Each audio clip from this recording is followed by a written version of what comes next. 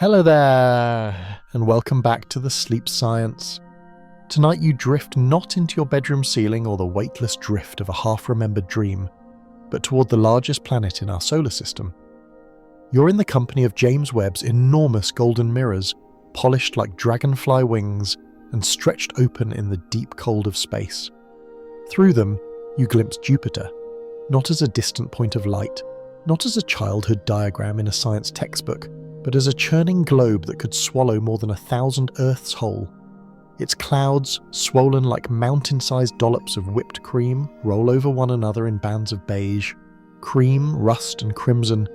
Lightning the size of continents flashes in slow motion far below. You feel a thrill, the kind of awe that makes your spine shiver. And then the reminder lands in your mind with a sly grin. If you ever tried to actually step onto Jupiter, you'd be crushed in less than a second. You probably wouldn't survive this encounter. So before you get comfortable, take a moment to like the video and subscribe, but only if you genuinely enjoy what I do here. And while you're here, tell me in the comments, where in the world are you listening from? And what time is it for you right now? Now, dim the lights, maybe turn on a fan for that soft background hum, and let's ease into tonight's journey together. The first thing you notice as you hover beside Webb in this little thought experiment is just how alive Jupiter looks. From Earth, even in a decent backyard telescope, it seems mostly like a flat disk with a few pale stripes. But Webb, with its infrared eyes, reveals heat radiating from the planet's deep atmosphere. You can see currents like rivers, some plunging downward into unseen depths, some curling upward like a smoke rising from a fire. It's strangely comforting. The planet looks less like a polished marble and more like something breathing. A mainstream fact slips in here like a professor clearing their throat. Galileo Galilei was the first to point his telescope at Jupiter in 1610 and discover its 4 largest moons, now called the Galilean satellites.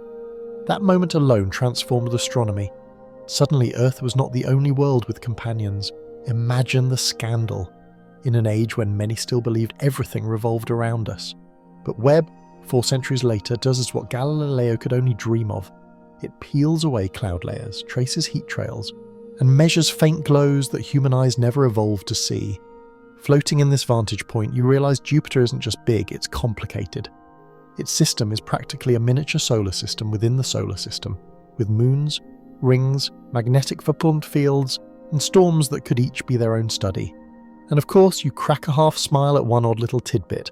In the 1970s, NASA scientists joked that if Jupiter had been about 80 times more massive, it could have become a star. Yes, a failed star is what you're circling. Congratulations, you're stargazing at something that missed its audition. As you glide closer, you catch sight of the equatorial bands moving at different speeds. This differential rotation means the planet spins like a vinyl record whose grooves move at slightly different tempos. It's one of those details that feels surreal. The top of Jupiter's atmosphere rotates faster than the bottom. Historians still argue whether early astronomers actually understood this irregular motion, or whether they misattributed it to their crude instruments. Either way, Webb confirms it with unnerving clarity. You can actually watch the planet's belly twist faster than its shoulders. Your gaze drifts to the poles. They aren't just blank caps of gas. Instead, you see clusters of cyclones, massive storms arranged in near-perfect polygons. Scientists still don't know why these storms cling so symmetrically, like dancers keeping their places in a cosmic square dance. Some believe they're held by deep atmospheric currents. Others think magnetic forces play a hand.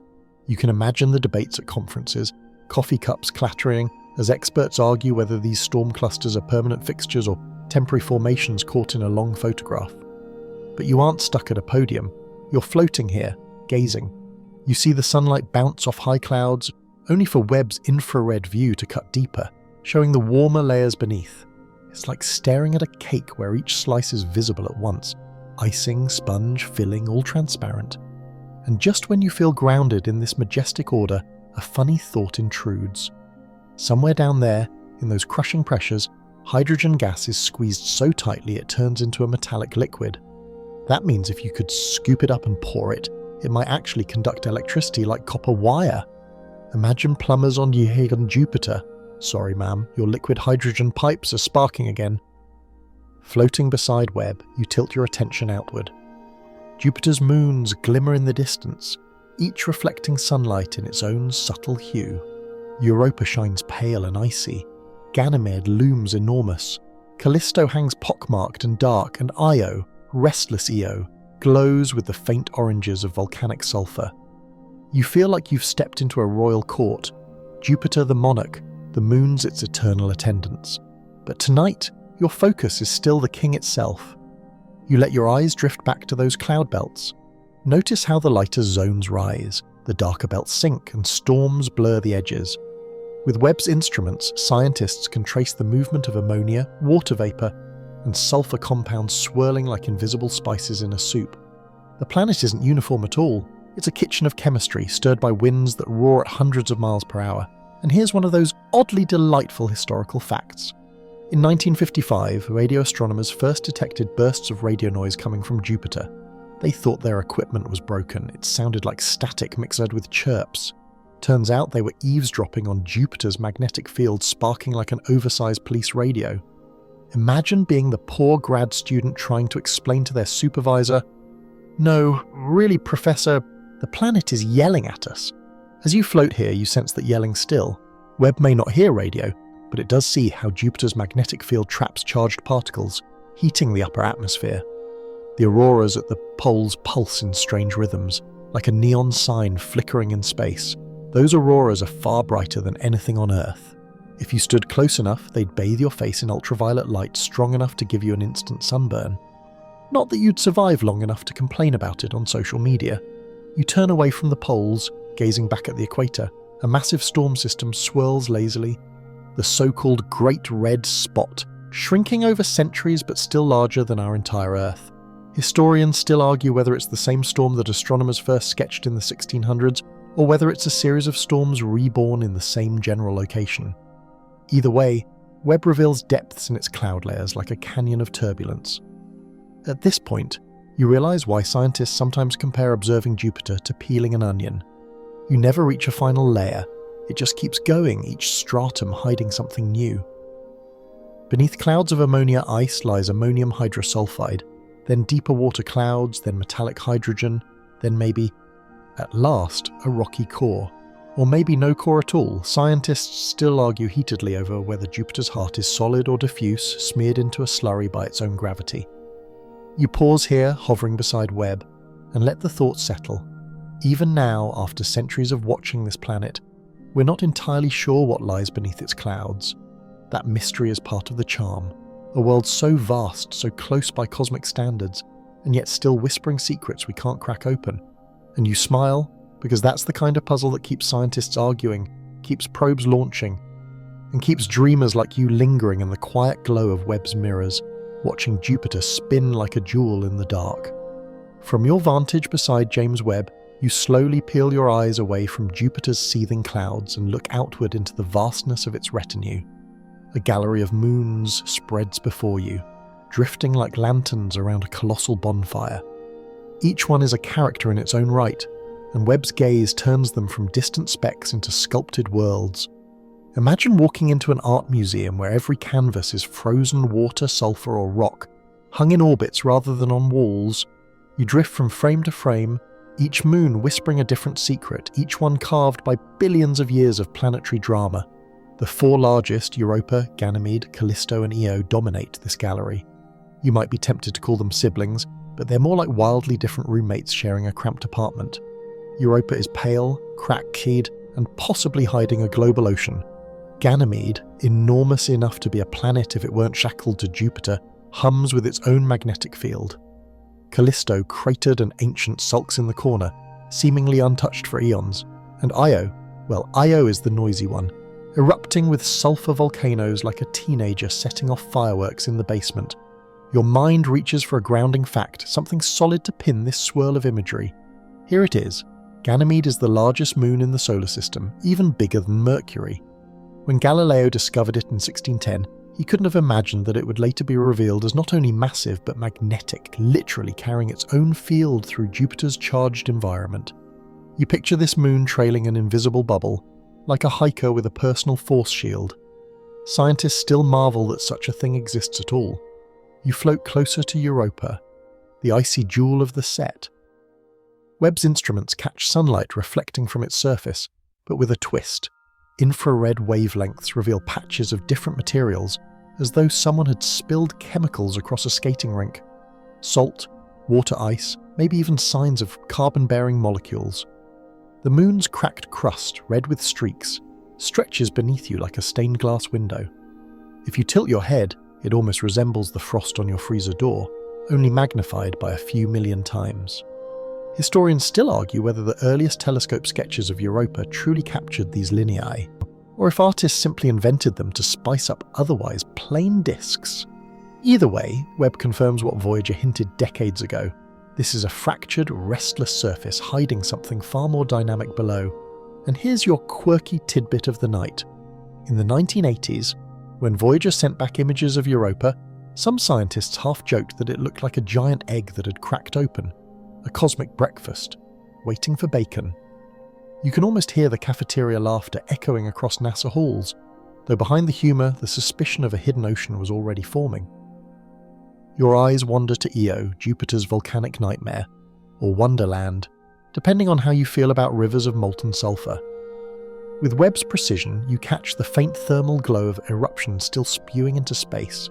Lava fountains shoot higher than Mount Everest is tall, dusting nearby space with glittering sulfur dioxide snow.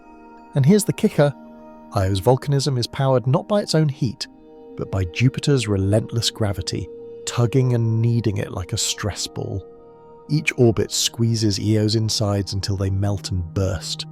You can't help but laugh softly at the idea. Poor Io is basically the solar system's overworked pizza dough, stretched and folded endlessly until it boils over. Now your attention drifts farther outward, toward Callisto, quiet and pockmarked. Unlike its siblings, Callisto has barely changed in billions of years. Its surface is a graveyard of impacts, each crater a frozen scar. Webb captures the faint shimmer of ice among the darkness, and you feel like you're gazing into a scrapbook of the early solar system. Some scientists argue Callisto might host a deep-buried ocean too, though without the same flashy activity as Europa. The scholarly debate grows lively here. Is Callisto a relic or a sleeper moon with hidden complexity? The room, metaphorically speaking, still isn't settled. One step closer to Jupiter, and you remember that the smaller moons also play their roles.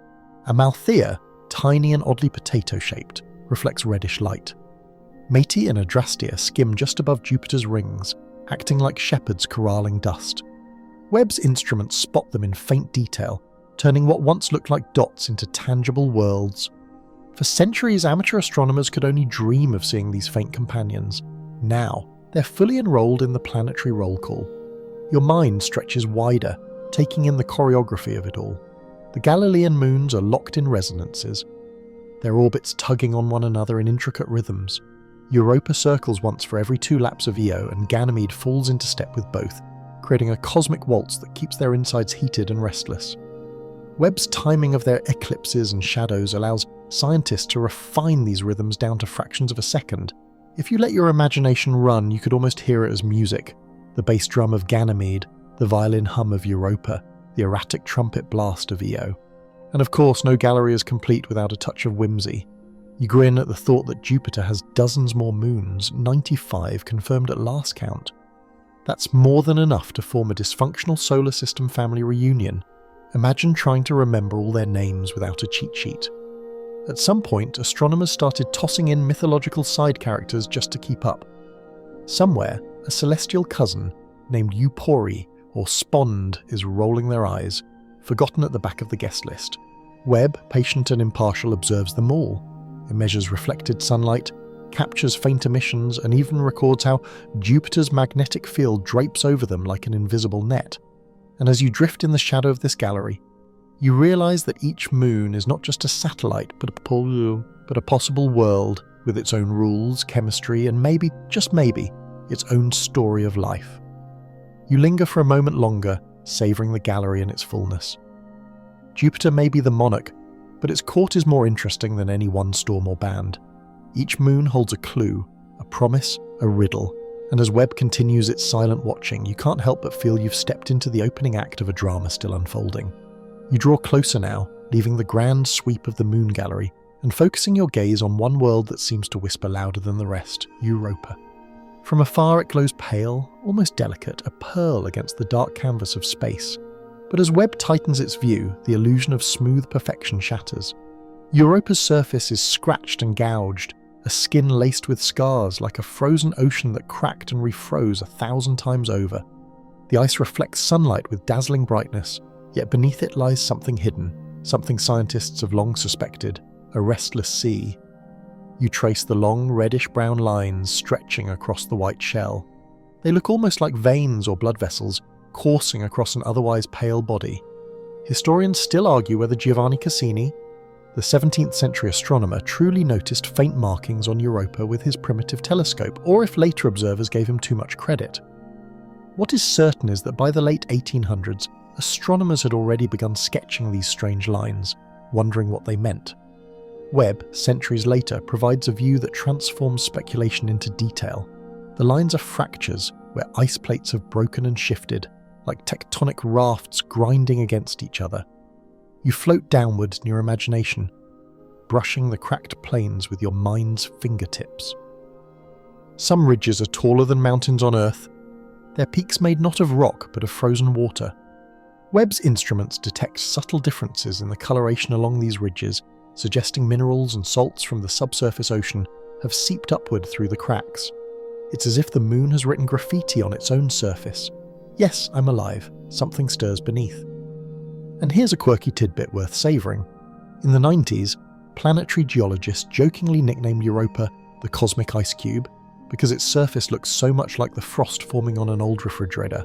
Somewhere in a conference hall, serious scientists were standing around comparing billion-year-old extraterrestrial geology to leftovers stuck in a freezer drawer. You chuckle, because in a way, they weren't wrong. The patterns are eerily familiar. Your eyes follow one fracture running across hundreds of kilometres. You imagine standing there, though you'd never survive the radiation storms raining down from Jupiter. The ground would stretch in silence before you, broken only by jagged cracks filled with darker material. Some parts appear like frozen lakes, as though water once welled up spread across the surface and then refroze. Scientists still debate whether these chaos terrains are evidence of water reaching the surface or simply warmer ice rising like a blister. One camp insists liquid plumes occasionally burst upward. Another argues it's more of a sluggish convective churn, slow and steady. The jury remains out, and Webb has joined the case by spotting hints of carbon dioxide on the surface, carbon that might have bubbled up from the ocean below. Think about that for a moment. Carbon dioxide, says, a basic building block for life lying frozen in Europa's cracks. It's like stumbling across seasoning on the rim of a sealed pot. The meal inside might be rich and savoury, or it might just be salty water, utterly lifeless. That mystery is exactly what makes Europa irresistible. A mainstream fact, and it anchors you here.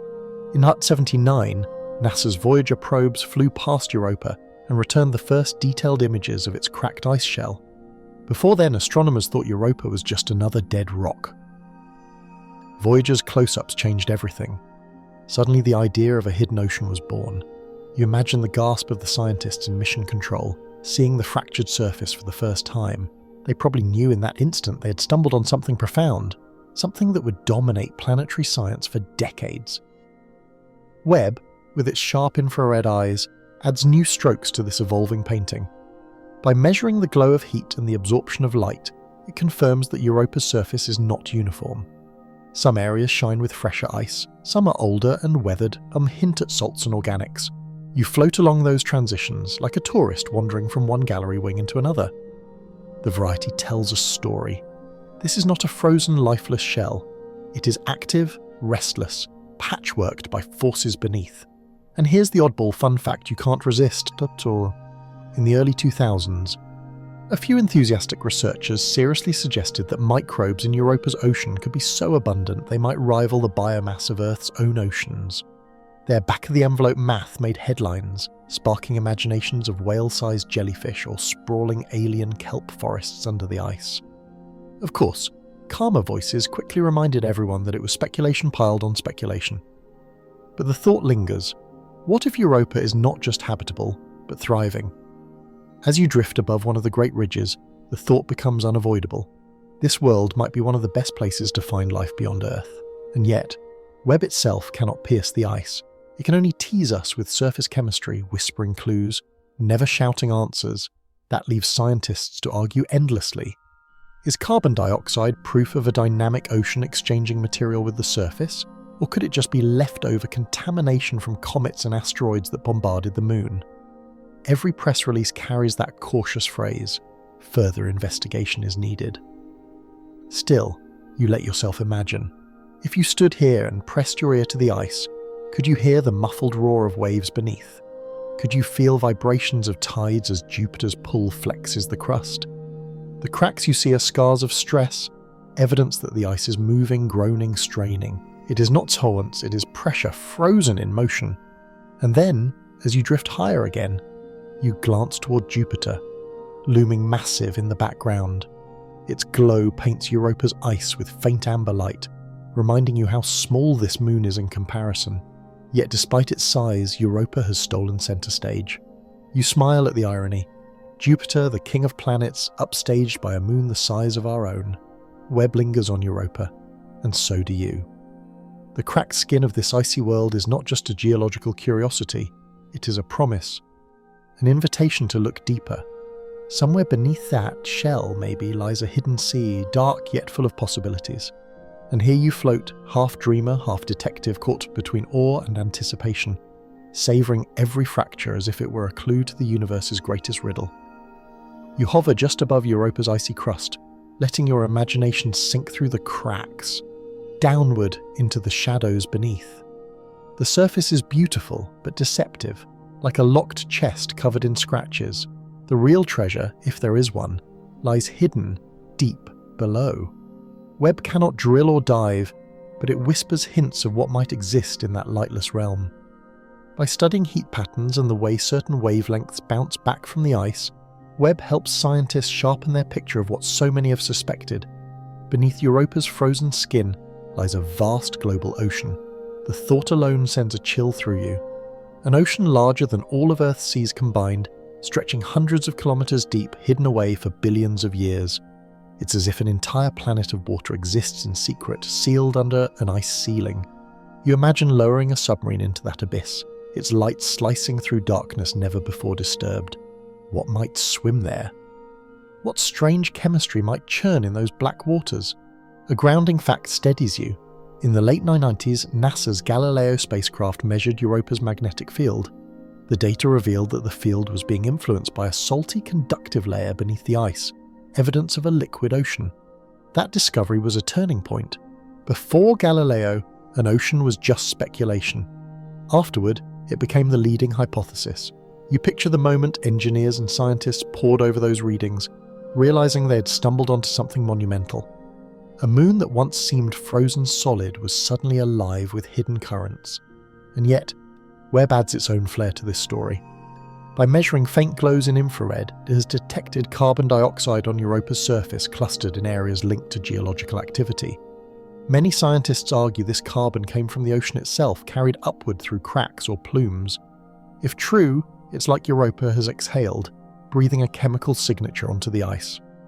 Historians still argue whether early hints of plumes seen by Hubble in the 2010s were real or just artifacts in the data, but Webb's confirmation of surface chemistry strengthens the case.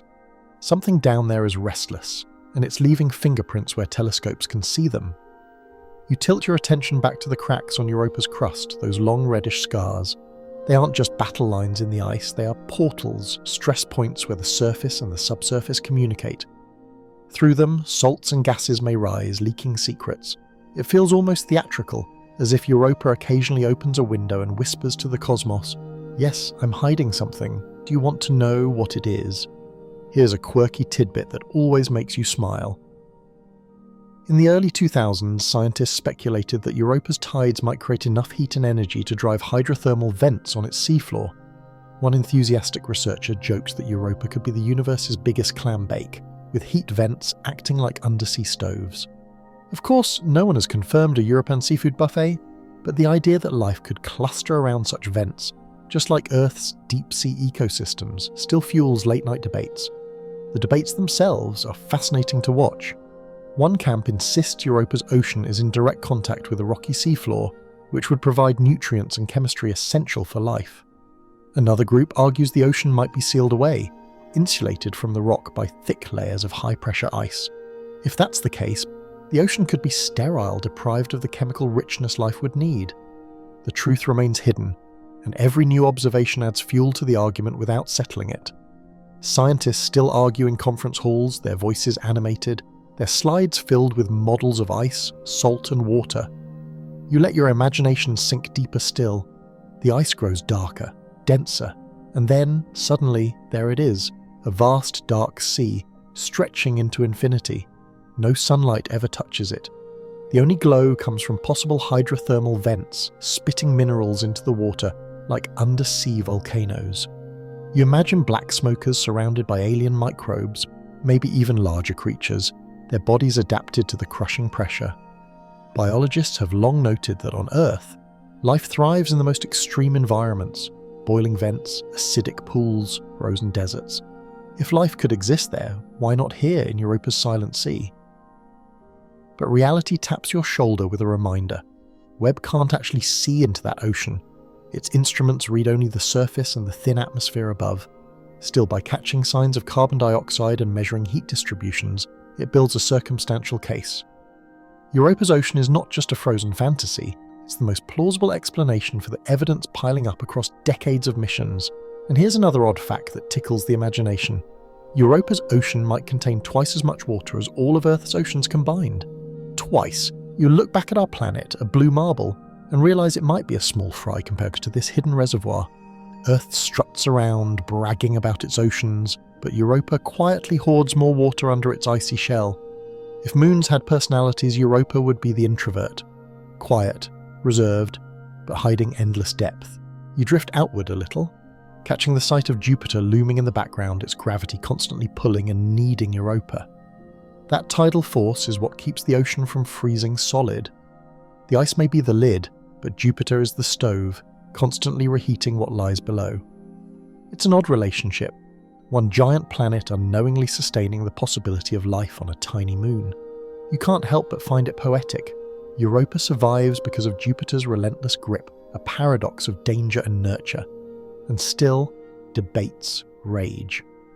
Some scientists argue the ice is tens of kilometers thick, far too thick for plumes to pierce. Others insist the shell might be thinner in certain spots, thin enough for cracks to link directly to the ocean. Each new model, each new dataset reshuffles the guesses. That's part of the charm. You're watching science in real time, a mystery with no clean solution yet. For now, you linger with Webb's view. You see cracks, patches of salts, whispers of carbon dioxide. You sense the hidden ocean, as real in your imagination as the waves of Earth's seas. And you realise this is why Europa has become the poster child for astrobiology. Not because we've found life there, but because its potential is too irresistible to ignore. Somewhere below that ice, waves may lap against unseen shores. Somewhere in that darkness, chemistry may be brewing the same recipes that sparked life on Earth. Or maybe not. Maybe it's just water, cold and empty. But the uncertainty is the thrill. The dream that somewhere out there, an alien ocean waits, and we're just beginning to listen to its whispers. Your attention lingers on Europa's icy plains, but instead of staring only at the cracks and scars, you now focus on the strange stains scattered across its shell. Webb's instruments reveal them like graffiti sprayed on a frozen wall, streaks of colour hinting at chemistry far richer than simple ice. To the naked eye, Europa might look like a pale pearl, with reddish scratches. Under Webb's infrared gaze, however, those scratches sing with subtle signals, molecules that don't belong to plain water. The most prominent message is the presence of carbon dioxide. Webb's spectrometers picked it up in specific regions, particularly around areas of chaos terrain, those jumbled fields of broken ice plates. Scientists think this isn't random contamination. Instead, the carbon likely bubbled up from the hidden ocean below. That makes it less like surface graffiti and more like messages scrawled from within, chemical notes left behind by the ocean's restless hand. You imagine Europa as a kind of interstellar artist, daubing colours across its surface to announce, "I'm more than just ice." A mainstream historical fact floats into your thoughts here. The Galileo spacecraft back in the 90s detected evidence of salts on Europa's surface. Those salts, magnesium sulfate and sodium chloride, hinted strongly that the ocean was interacting with the crust. Webb's newer observations build on that legacy, detecting not just salts but also carbon-bearing compounds.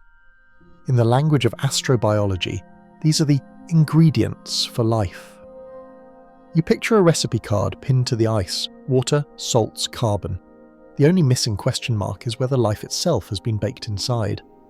But Webb isn't just confirming what's already known, it's adding texture. The infrared data shows how some patches of ice absorb more light, while others reflect differently, indicating a mixture of materials. Some regions glisten like freshly frozen puddles, while others look weathered and aged. You imagine walking across it, one step crunching over snow-white ice, the next over glassy mineral-stained frost. Even in the silence, the ground would tell stories, and here's your quirky tidbit of the section. Some scientists once proposed that Europa's reddish streaks might be coloured by sulfur compounds ejected from its volcanic sibling Io. In other words, Europa could be wearing volcanic makeup flung across space. Picture Io as the messy roommate, tossing ash and soot across the apartment, leaving Europa to mop it off her face. Whether or not that theory holds, the image makes you smile. Cosmic moons bickering through chemical pranks. Of course, scholars still argue fiercely about the true identity of these surface stains. One camp claims they're pure evidence of oceanic chemistry seeping upward. Another insists comets and micrometeoroids could deliver carbon dioxide and organics, smearing them across the surface like cosmic bugs on a windshield. Webb's data makes the ocean explanation stronger, but not conclusive. That's science in action. Strong hints, endless debates, and the promise of more missions to resolve them. You lean closer, metaphorically speaking, to one particular blotch. Infrared readings suggest it contains both water ice and non-ice material, mixed together in a strange patchwork. It reminds you of Earth's frozen lakes in winter, where clear ice sits beside snow-covered patches, broken by streaks of dark sediment. The difference is, here the sediment might be salts and carbon from an alien ocean. It's strangely grounding. Europa's graffiti looks almost like places you could visit on Earth, yet the meaning is cosmic. The graffiti isn't just decoration, it's a communication system. The surface is constantly bombarded by Jupiter's radiation, which shatters molecules, reshapes them, and leaves chemical fingerprints. Webb captures those fingerprints. Some molecules degrade quickly, others linger. By reading which chemicals appear fresh versus which look aged, scientists can piece together a timeline of surface activity. Europa's ice, in this sense, is a chalkboard continually erased and rewritten by both internal and external forces. Your imagination drifts deeper. What if, buried in those stains, lies not just carbon dioxide but complex organics, precursors to amino acids or other molecules of life? On Earth, such molecules naturally form in environments rich in water, carbon, and energy.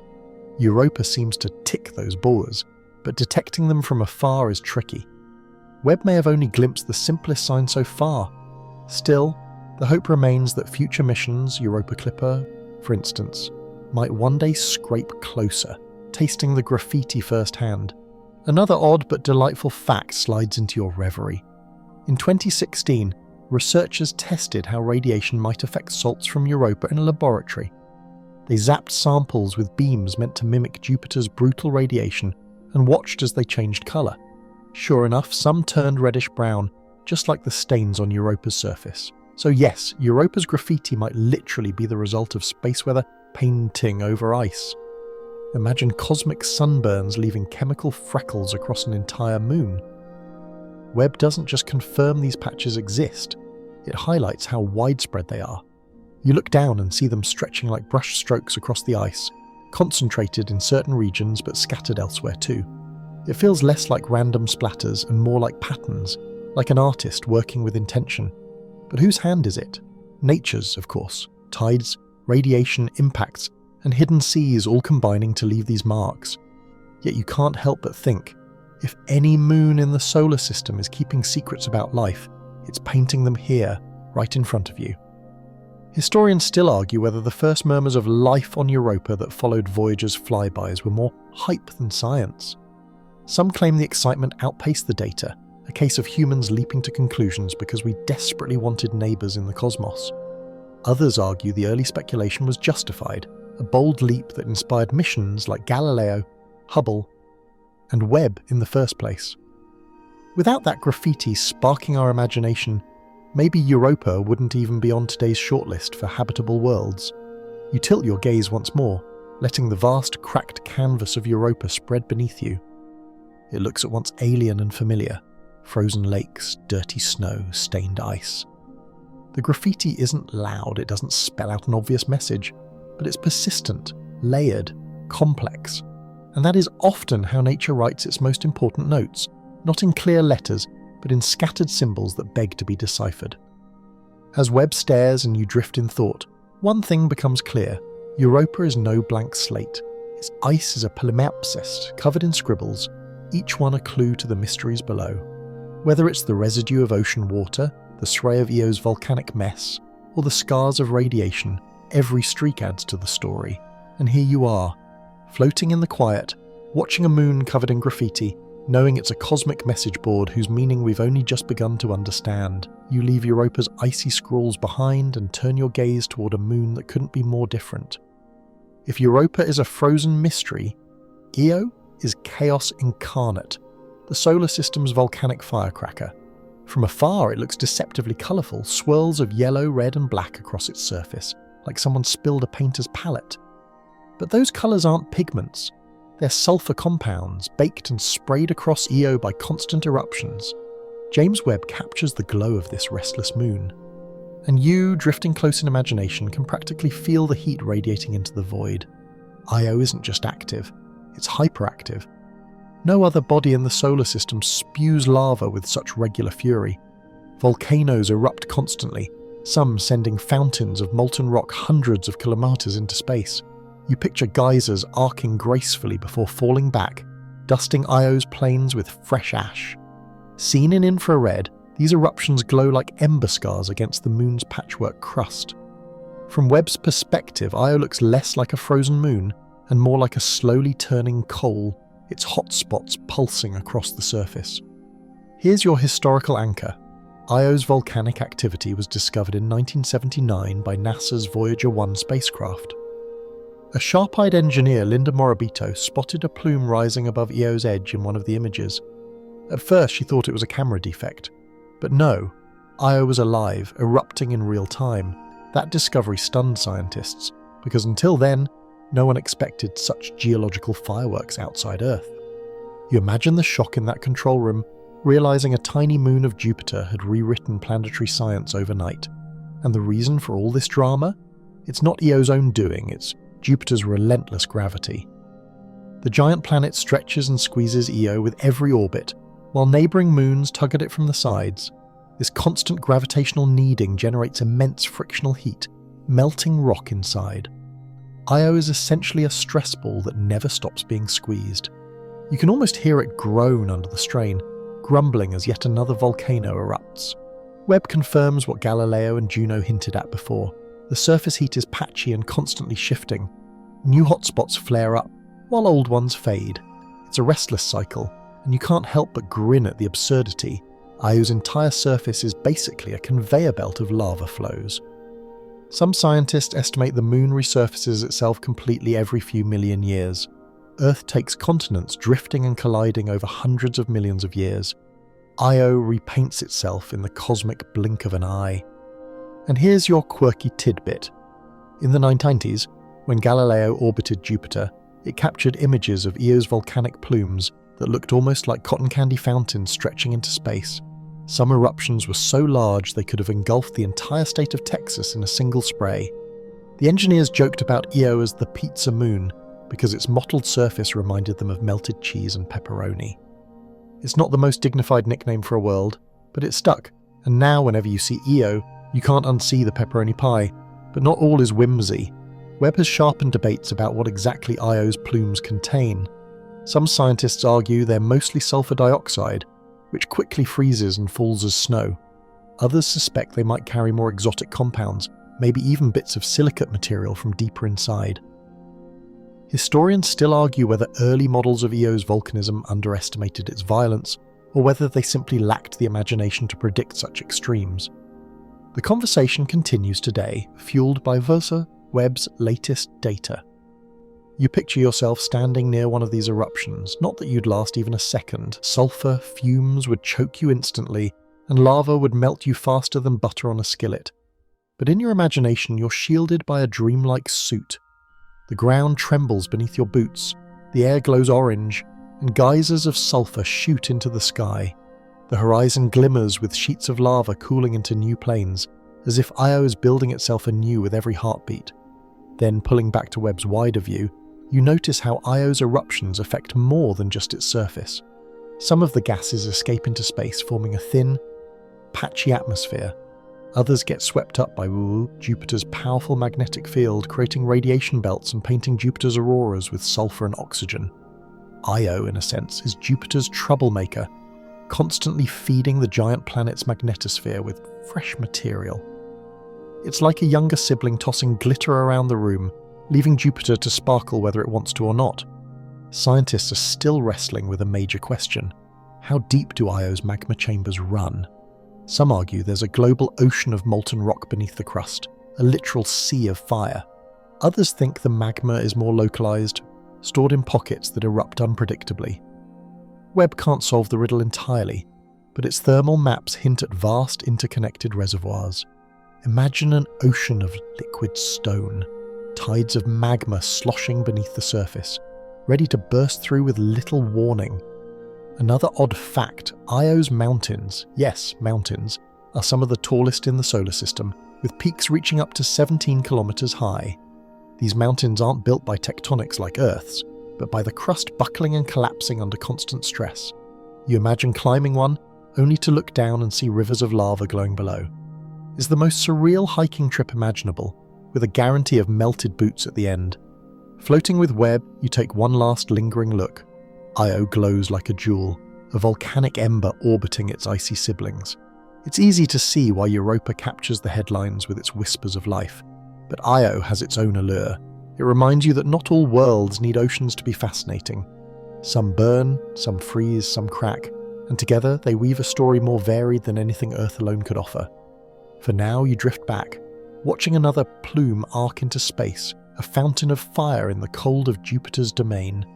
Io is alive, loud, and unapologetic, and Webb, ever watchful, catches every flare, every burst of graffiti written in lava instead of ice.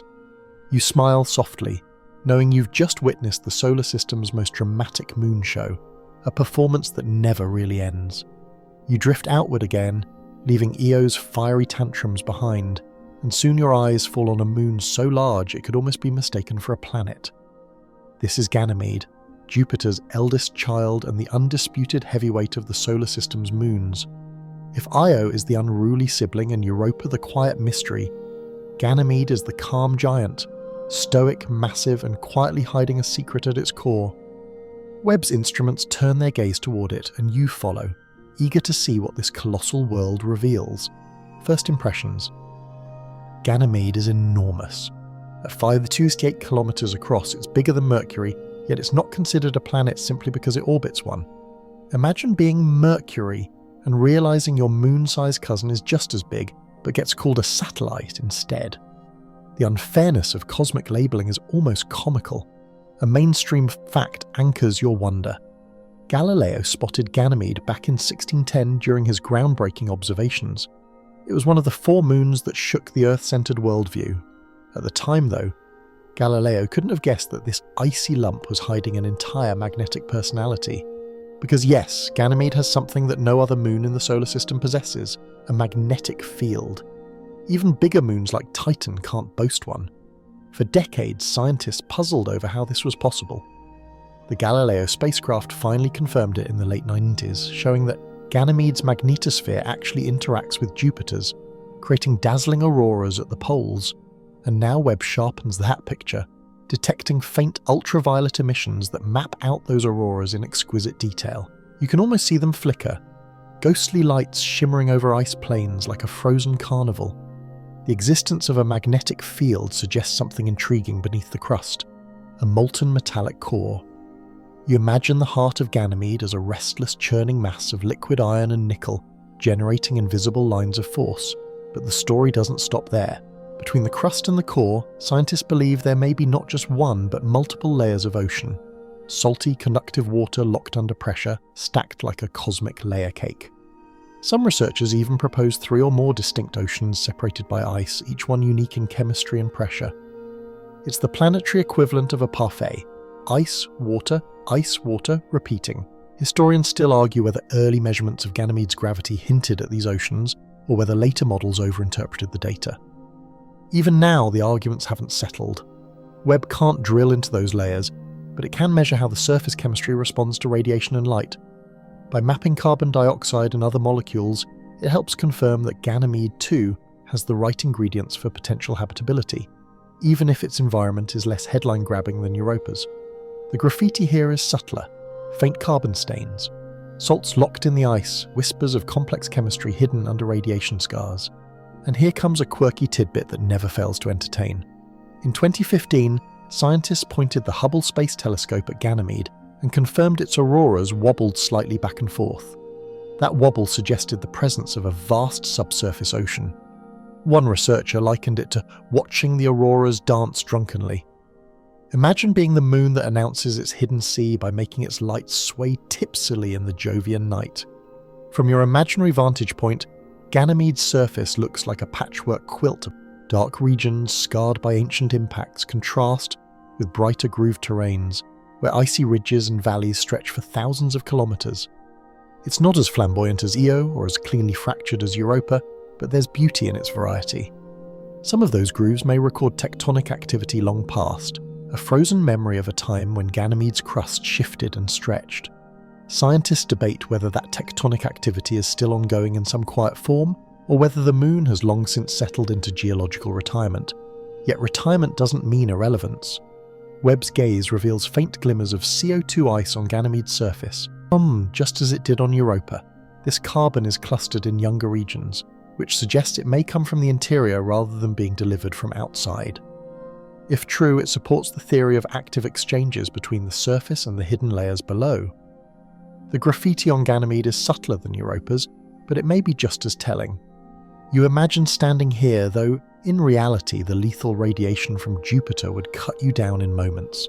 In your dreamlike suit, the horizon stretches farther than Earth's moon ever could, because this moon is so much bigger. Above you, Jupiter looms, filling the sky like a second world. The ground beneath your feet is cold and ridged, the grooves like frozen highways leading into the distance. Somewhere deep below, magnetic fields ripple through the oceans, unseen but powerful. You feel the hum of it, like a faint bass line under your boots. A fun but slightly odd historical anecdote slips into your reverie. During the Galileo mission, scientists considered Ganymede a potential candidate for future colonization because of its sheer size and the possibility of accessible resources. Some fringe thinkers even imagined building cities beneath radiation-shielded domes, tapping the underground oceans for water. Of course, others countered that Ganymede's radiation and distance make it wildly impractical. Still, the daydream persists, a giant moon as a staging ground for humanity's expansion into the outer solar system. You glance again at Webb's data and the debates swirl in your head. Are the oceans really stacked like a parfait, or is that too neat of a model? Does the magnetic field come solely from the core, or do the salty oceans contribute? Is the carbon dioxide a clue of internal dynamics or just cometary dust? Scientists still argue, and Webb's findings add new fuel without resolving the disputes. That tension, the pull between mystery and clarity, is part of the beauty of studying Ganymede. As you drift away, the image lingers, a colossal moon, larger than Mercury, carrying a magnetic bubble through Jupiter's hostile environment, hiding oceans and layers beneath a quilt of grooves and craters. It doesn't shout like Io or whisper like Europa. Instead, it hums with quiet strength, a reminder that sometimes the most powerful secrets are carried by the giants who say little. Webb sees it, you see it, and for now, that hidden heart continues to beat in silence. You drift farther outward now, past the volcanic tantrums of Io and the hidden layers of Ganymede, until your gaze settles on the quietest of the Galilean quartet, Callisto.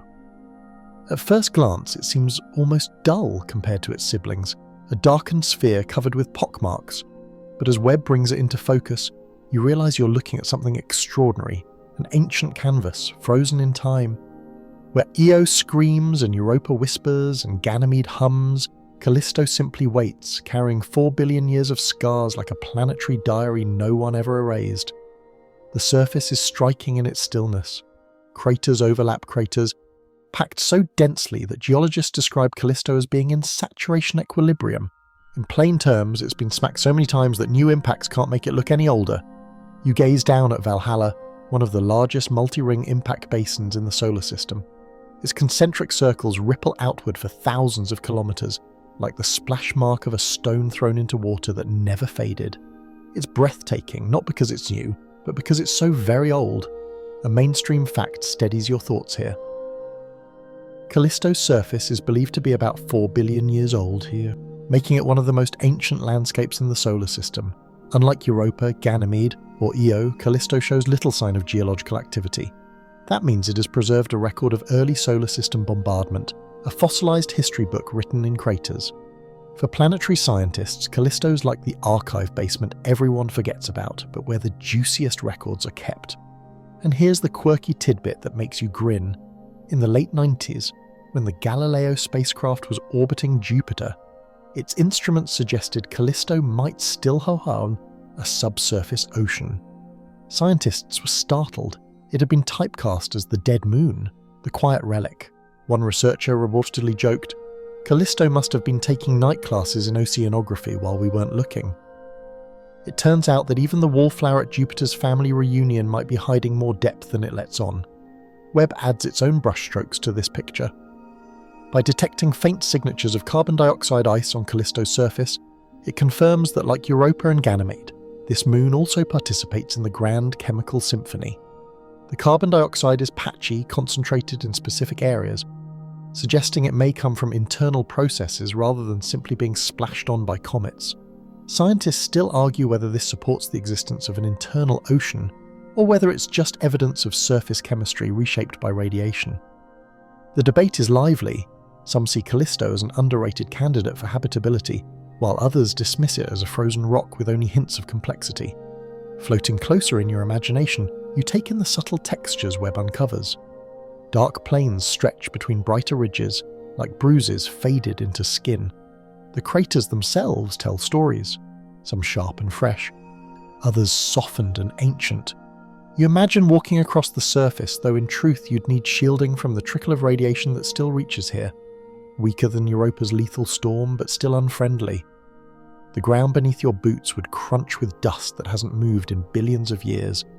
Every step a disturbance in a silence older than humanity itself. And here's another odd fact worth savouring. Callisto has the lowest radiation environment of the major Galilean moons. Some engineers have suggested it could serve as a staging ground for future human exploration of Jupiter's system. In fact, a NASA study once proposed building a base on Callisto to support robotic missions to Europa. Imagine that.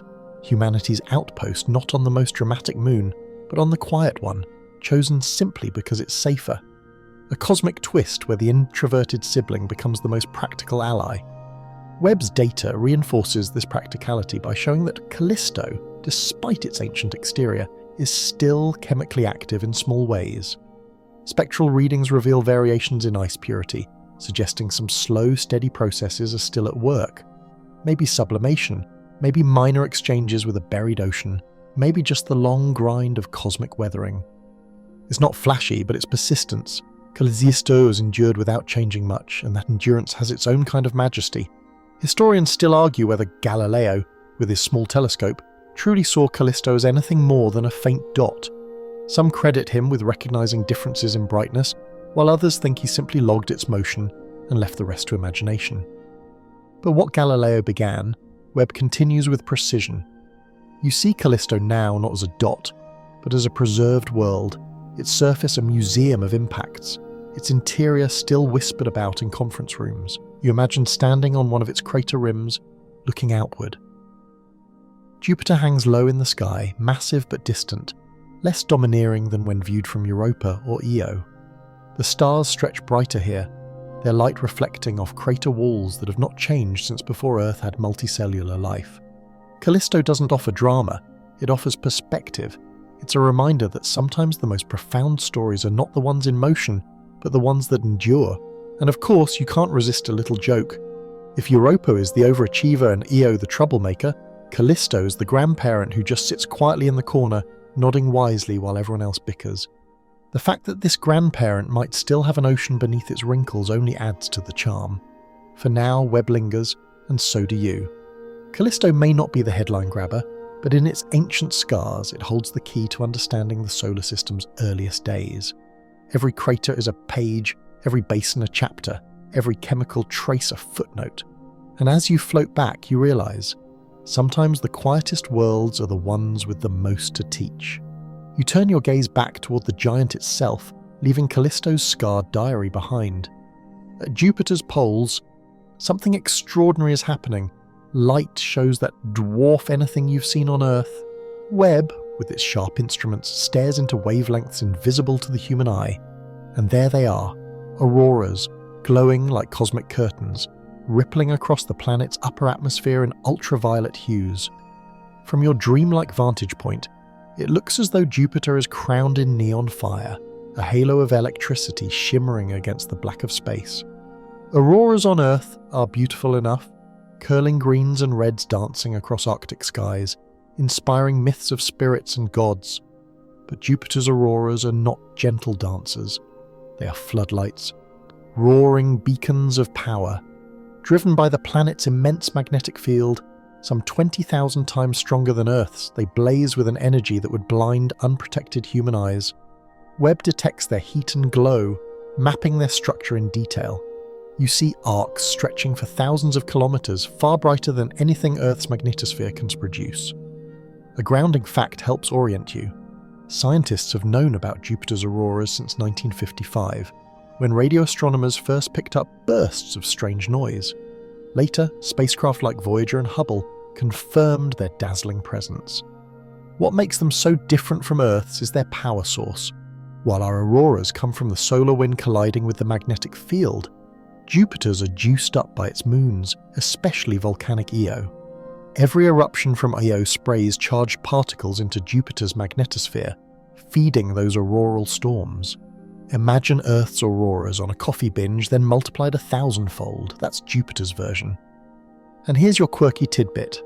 Io's influence is so strong that its footprint actually shows up as a bright spot within Jupiter's auroras. Think about that. One moon leaves a literal glowing signature in the giant's atmosphere. Like graffiti sprayed on a cosmic canvas. Scientists call it the Io footprint, though you can't help but imagine Io smugly signing its name every time it erupts. No other moon in the solar system has that kind of audacity. As Webb scans the poles, you notice how dynamic the auroras are.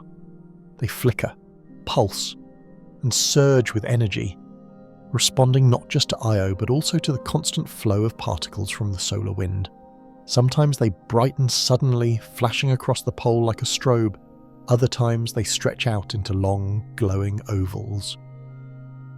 Scientists still argue whether the strongest bursts come primarily from Io's volcanic contributions or from solar wind events colliding with Jupiter's field. Webb's high-resolution data keeps fueling the debate, showing both influences at work.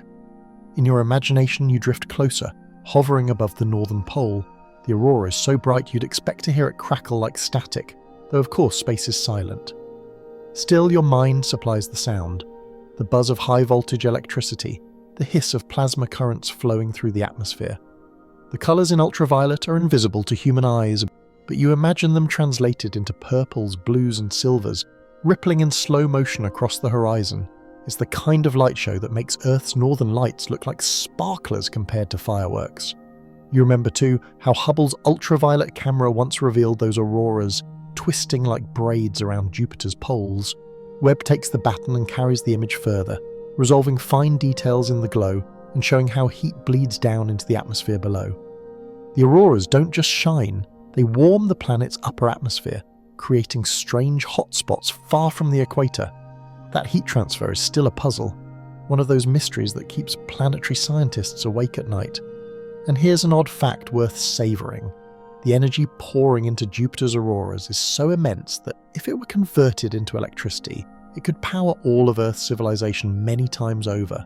Just imagine running your phone charger off Jupiter's light show. Of course you'd fry yourself in the attempt, but it's a fun thought. The sheer scale is both awe-inspiring and absurd, a reminder of just how small Earth really is compared to this colossus. As you float, Jupiter's auroras remind you of something both primal and modern.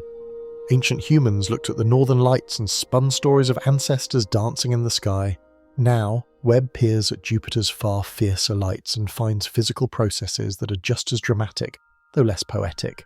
Magnetic reconnection, plasma waves, volcanic gases stripped of electrons. You grin softly, because even in the sterile language of physics, there's something magical about lights that paint the darkness. Historians still argue over whether early radio bursts from Jupiter were fully understood at the time or dismissed as equipment glitches. Some researchers swore the signals were too chaotic to come from a planet. Decades later, those bursts were recognized as the voices of Jupiter's auroras, translated into static. The debate may be settled historically, but it reminds you how often great discoveries begin as noise. For a moment, you let yourself picture standing on Ganymede or Callisto looking up. From there, Jupiter's auroras would sprawl across the giant planet's limb, glowing so brightly they might be visible even to the naked eye. The thought makes your heart race. Imagine camping on an icy moon, wrapped in blankets, sipping cocoa, and watching auroras larger than continents flare across a gas giant's horizon. That's a postcard you'd never forget. Finally, as you drifted away with Webb, the auroras fade from your immediate sight but remain etched in your mind. They are not delicate, they are declarations. They are Jupiter announcing itself as a magnetic monarch, crowned with lights no earthly sky could rival. You exhale softly, thinking, if the solar system has a light show worth staying up for, it's here, burning above the poles of the largest planet we know. You drift downward again, leaving the auroras flickering at the poles, and let your eyes sweep across Jupiter's midsection. From here, the planet looks like a vast tapestry of stripes. Storm bands stretched around its girth in alternating shades of cream, ochre, rust, and white. Through an ordinary telescope, they look like painted lines, but with Webb's infrared vision, you see the layers behind those colours. The bands are not just surface decoration, they are the engines of Jupiter's atmosphere. Each stripe is a conveyor belt of storms, jet streams, and turbulence, twisting around the planet in opposite directions, colliding where they meet. It is the largest weather system in the solar system, and you're watching it in cross-section. A mainstream fact provides your anchor here. Scientists have known for centuries that Jupiter's stripes move in opposite directions. In the 19th century, astronomers carefully tracked tiny spots across the planet's face and realized some belts moved eastward while others moved westward. Historians still argue whether those early measurements were accurate or plagued by telescopic distortions, but the broad truth has held steady. Webb adds something new. It peers beneath the clouds to reveal how far those bands really go, showing that the winds extend thousands of kilometers deep, not just at the surface. Imagine jet streams so wide and deep they could swallow Earth's entire atmosphere inside them. Up close, the scene feels alive. The light-coloured zones rise high, full of ammonia ice clouds bright in the infrared. The darker belts sink lower, loaded with deeper clouds of ammonia mixed with sulfur compounds. Between them lie storms, cyclones that twist and churn like gears grinding against one another. You imagine the air roaring past at hundreds of miles per hour, louder than any earthly hurricane.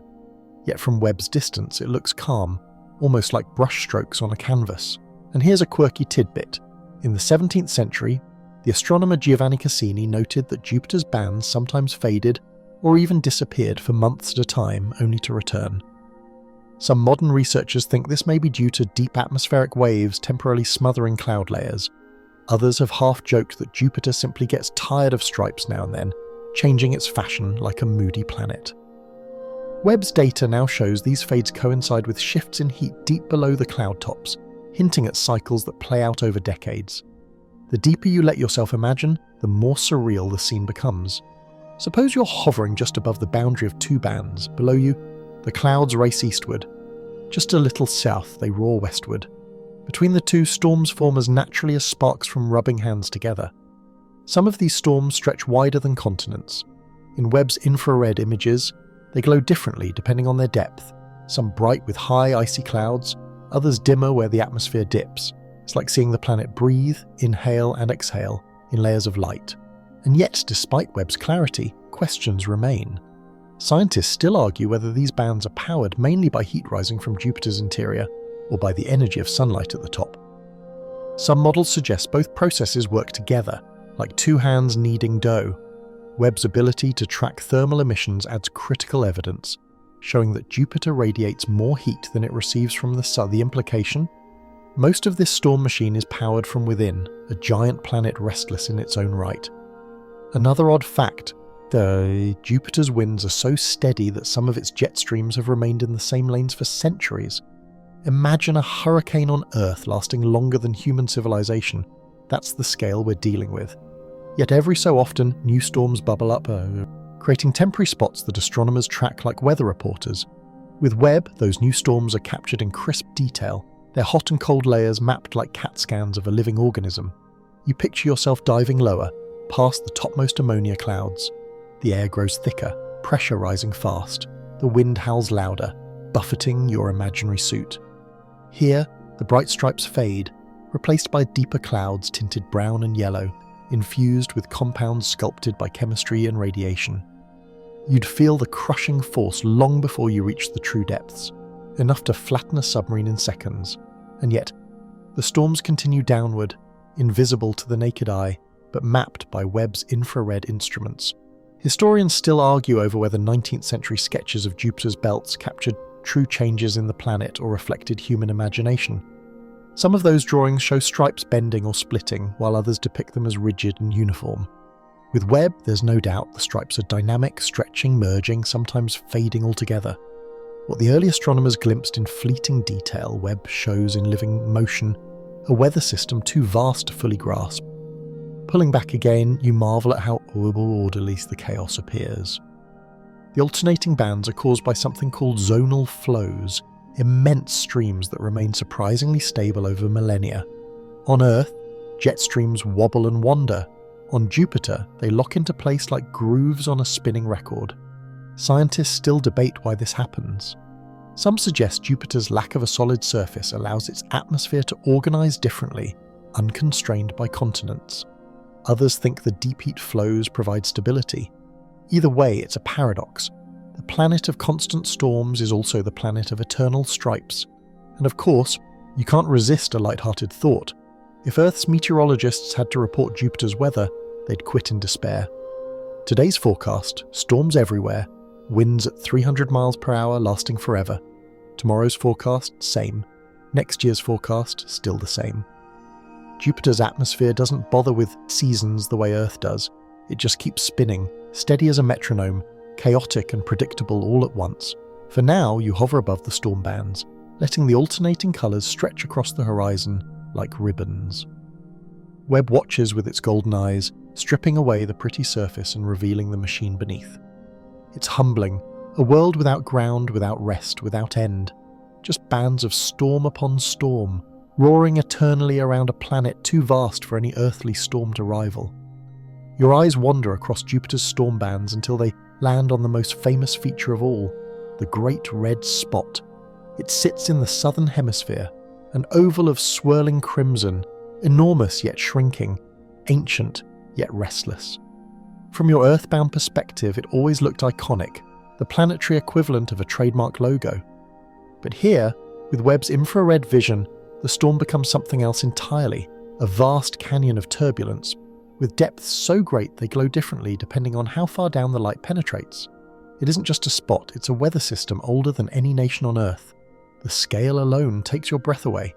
Even in its diminished state, the Great Red Spot is wider than our entire planet. Imagine looking up at a single storm cloud that covers everything from New York to Tokyo and beyond, all spinning in one furious gyre. A mainstream historical fact gives weight to your awe. The Great Red Spot was first clearly observed in the 17th century, around 1665, by astronomer Giovanni Cassini. That means humans have been watching this storm for more than 350 years, generation after generation sketching, photographing, and now scanning it with space telescopes.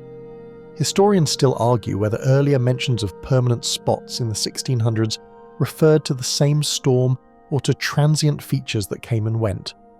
What's certain is that by the time Cassini recorded it, the Great Red Spot was already raging and it hasn't left since.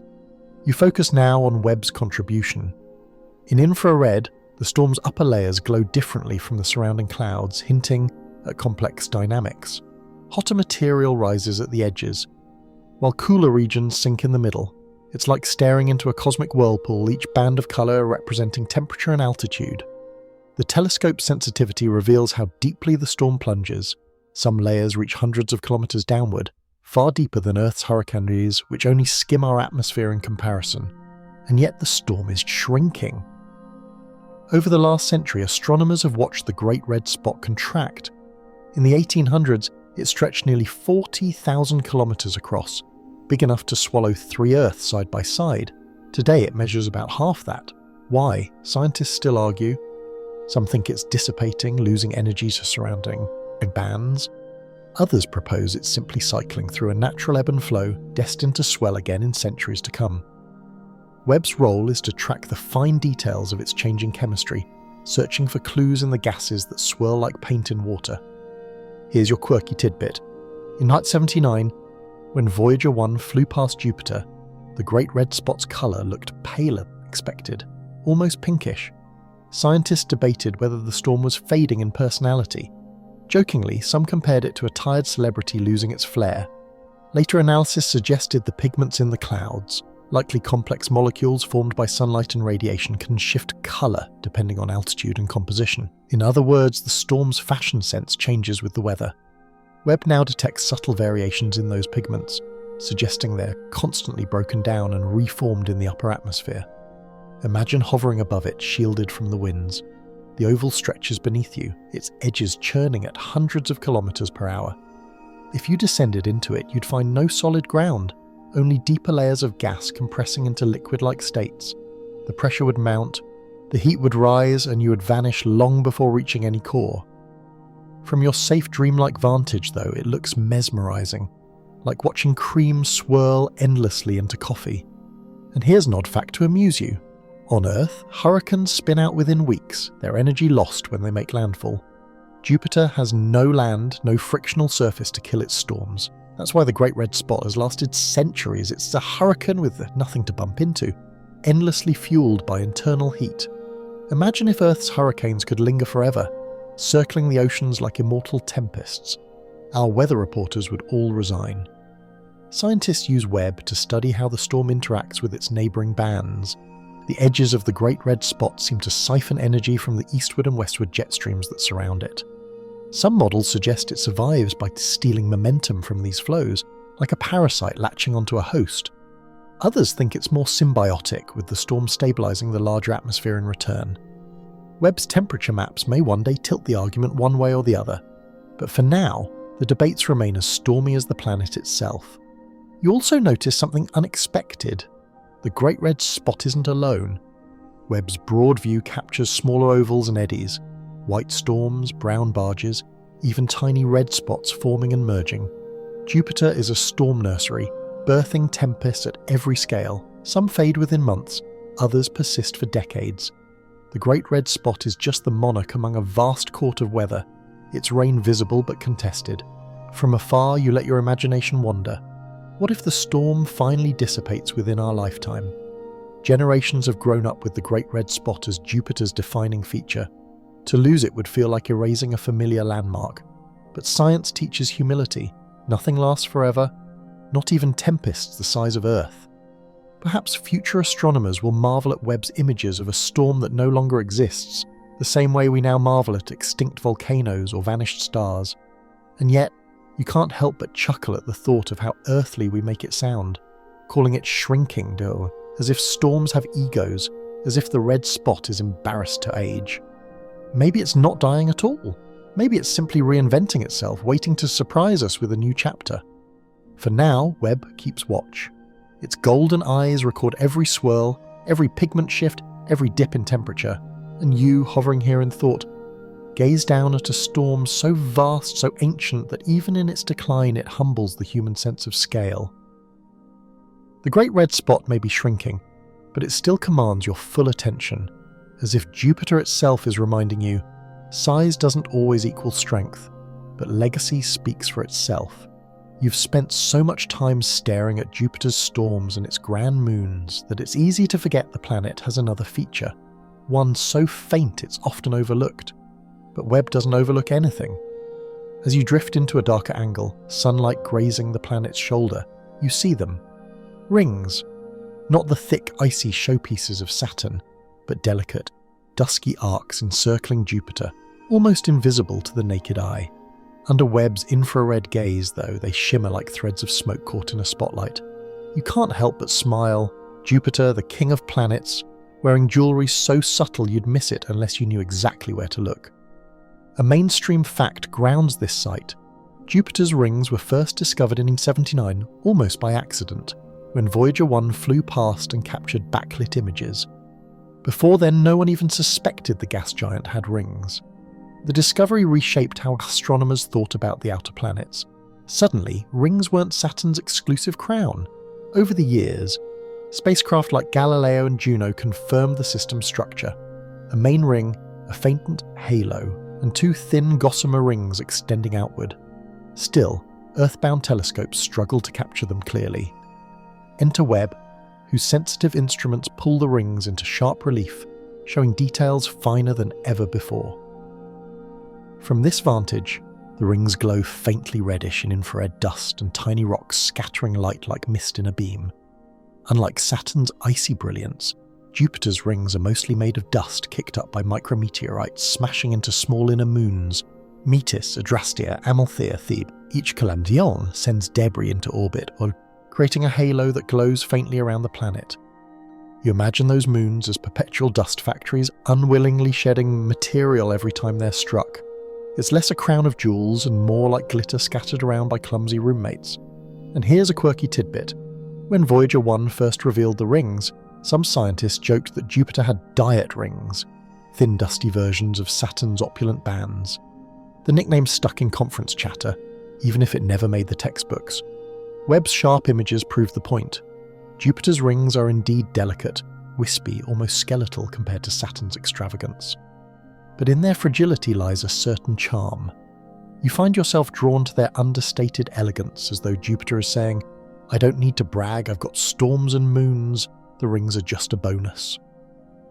Webb's infrared sensitivity does more than just highlight the rings. It also shows how they interact with Jupiter's magnetosphere. Charged particles trapped in the field can influence the dust, creating faint arcs and asymmetries. Some researchers suggest the rings may even breathe with Jupiter's seasons, brightening and dimming as dust is redistributed. Scientists still argue whether the faint variations captured are evidence of real structural changes or just observational effects.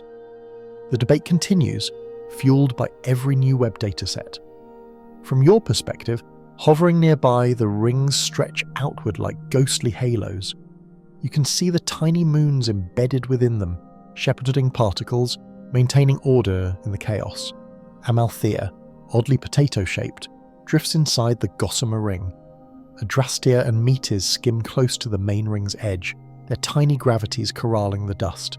It's a delicate dance, each moon shaping the rings as it orbits, like choreographers adjusting dancers in a grand performance. And here's an odd fact to add flavour.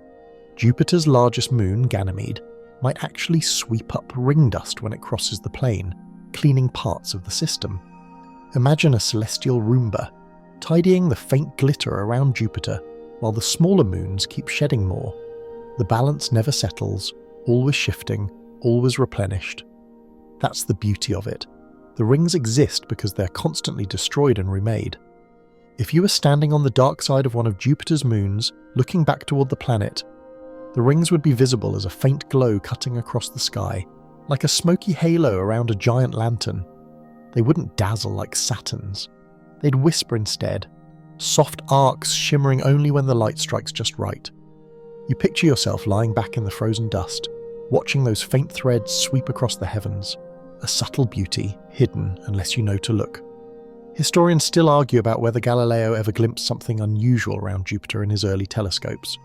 Some suggest he may have seen hints of bulges that were actually the rings, though his crude lenses blurred them beyond recognition. If so, the rings hid in plain sight for centuries waiting for modern eyes. Now Webb pulls them fully into view, ending their quiet game of hide-and-seek. Webb also reveals tiny structures within the rings, faint ripples and gaps that hint at gravitational interactions.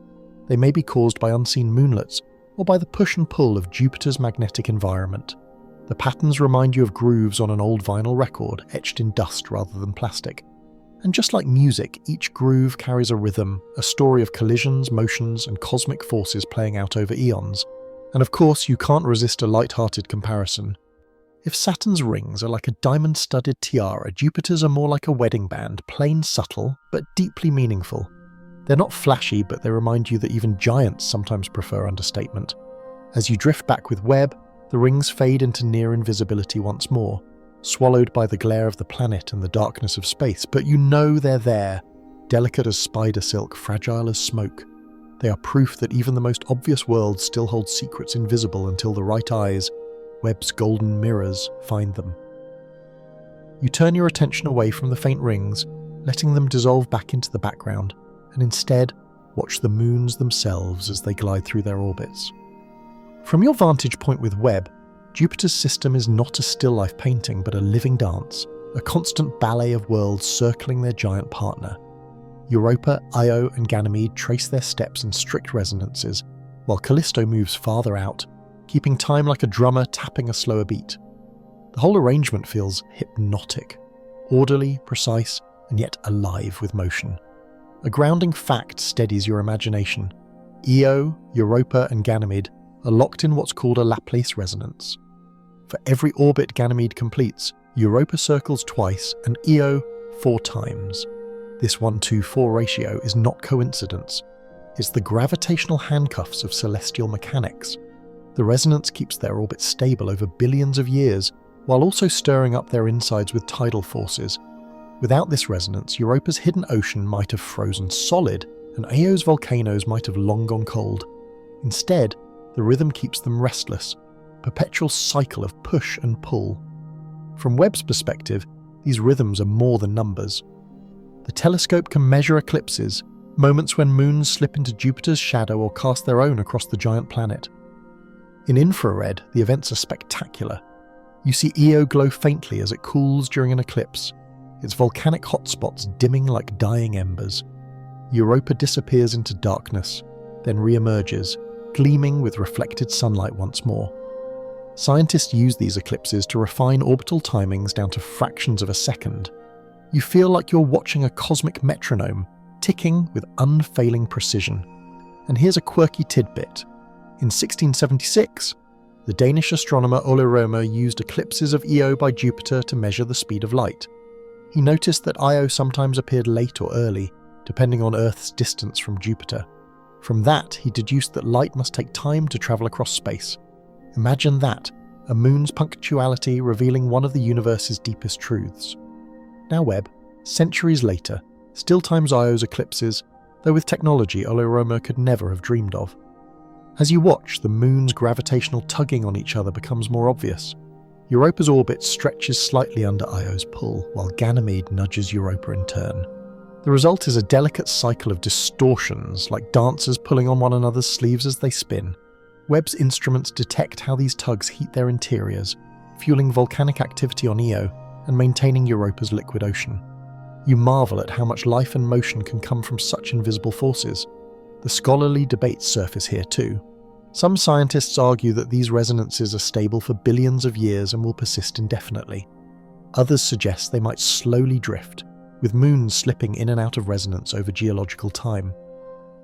Webb's ultra-precise timing of eclipses will help settle the argument, but for now the motions continue without pause, a clockwork so steady you could set your watch by it if you didn't mind adding an extra 0 or 2 to your stopwatch. From your imaginary perch, you let yourself drift into the orbits. Io zips by, completing a lap around Jupiter every 42 hours. Europa moves more slowly, once every 3.5 Earth days. Ganymede takes a leisurely 7 days, and Callisto, farthest out, needs over 2 weeks. You can almost hear the tempo: quick step Io, steady Europa, relaxed Ganymede, patient Callisto. It's less a ballet and more a layered symphony, each moon playing its part in harmony.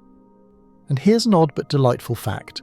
Sometimes 3 of these moons align perfectly, casting their shadow across Jupiter's cloud tops at once. Astronomers on Earth call it a triple shadow transit, a rare but breathtaking sight in telescopes. Webb captures these moments with crystal clarity, showing tiny black dots racing across the planet's glowing face.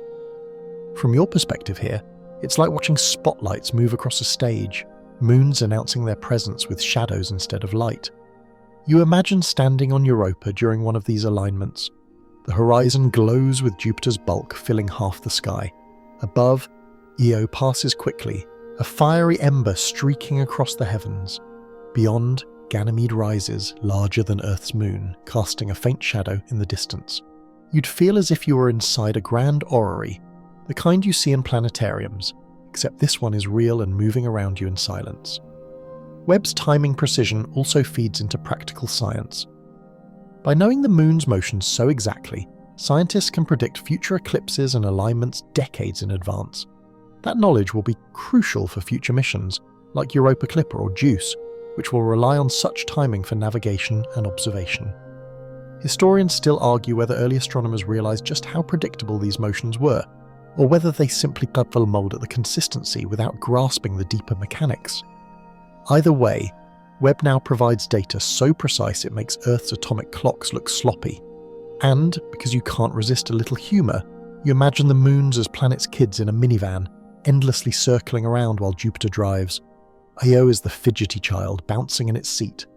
Europa is the quiet one, staring out the window, hiding a secret. Ganymede is the big sibling keeping order, while Callisto sulks in the back, refusing to get involved. The metaphor fits too well, you almost expect to hear Jupiter shout, "Don't make me pull this solar system over." Yet beneath the laughter lies a deep truth. This motion, this rhythm is what keeps the system alive. The moons aren't just circling mindlessly, they're shaping one another, maintaining oceans, fueling volcanoes, preserving magnetic fields. Webb shows the beauty of it not as still images, but as data in motion, a ballet that has lasted for billions of years and will likely continue long after Earth is gone. As you float back from the scene, you realize you've been watching not just moons orbiting a planet, but a living system of relationships. It is harmony through gravity, music without sound, order born from chaos, and in that realization, the dance feels more profound than any single storm, ring, or aurora. It feels like the heartbeat of Jupiter itself. You linger in the silence, watching the moons sweep their endless arcs, and your attention drifts back to the question that's been hovering behind everything so far: habitability. These icy worlds circling Jupiter are beautiful, violent, and strange, but could they also be homes for life? Webb's golden eyes, focused not just on storms and rings, but on chemistry and heat, give you new hints, little clues that the universe might not be empty after all. Europa, of course, takes center stage in this thought. Its cracked ice shell and carbon dioxide stains point toward a hidden ocean. Salt, water, carbon, those are three of the four main ingredients for life as we know it. The missing piece is energy. On Earth, life thrives in places where sunlight never reaches, hydrothermal vents at the seafloor, where chemical reactions power entire ecosystems. Could Europa's ocean have the same? Webb can't dive beneath the crust, but it suggests the chemistry is there. Every faint signal of carbon on the surface is like a breadcrumb leading down into the dark. A mainstream fact steadies your wandering imagination. In 2013, the Hubble Space Telescope detected possible water plumes erupting from Europa's surface. Those plumes, if real, might allow spacecraft to sample the ocean indirectly, without drilling through the ice. Historians still argue whether Hubble's evidence was conclusive. Some papers insist the plumes were real, others claim the signals were too faint. Webb's more recent observations add weight to the idea, capturing chemical fingerprints that match what plumes might leave behind. If the plumes exist, they're windows into habitability. And here's a quirky tidbit. In the 90s, when scientists first proposed that Europa's ocean could host life, one paper went as far as suggesting it might contain more biomass than Earth's seas. The estimate was speculative based on tidal heating and possible vent chemistry. Still, the idea made headlines. Imagine a moon with twice the fish, twice the plankton, twice the unseen abundance. One researcher even joked that Europa might be the galaxy's biggest seafood buffet, though the thought of interstellar sushi is equal parts absurd and tantalizing. But habitability doesn't stop with Europa. Ganymede, with its stacked oceans and magnetic field, could also hide habitable niches. Webb's data on surface carbon dioxide makes some scientists argue for ongoing exchanges between surface and interior. If so, Ganymede might not just be a frozen relic, but a dynamic world, quietly nurturing chemistry beneath its grooves and ridges. Callisto, too, though scarred and quiet, may shelter a buried ocean. If confirmed, that would mean 3 of Jupiter's 4 largest moons have liquid water. Earth suddenly looks less unique, less special, just one of many ocean worlds scattered through the cosmos. The debates heat up in scholarly circles. Some argue that radiation around Europa makes habitability unlikely, blasting the surface with sterilizing energy. Others counter that the ocean below is well shielded, protected by tens of kilometers of ice. Some propose that life there would be microbial, hiding near vents or floating in briny layers. Others speculate about more complex organisms, though no evidence exists. Webb provides data but not certainty.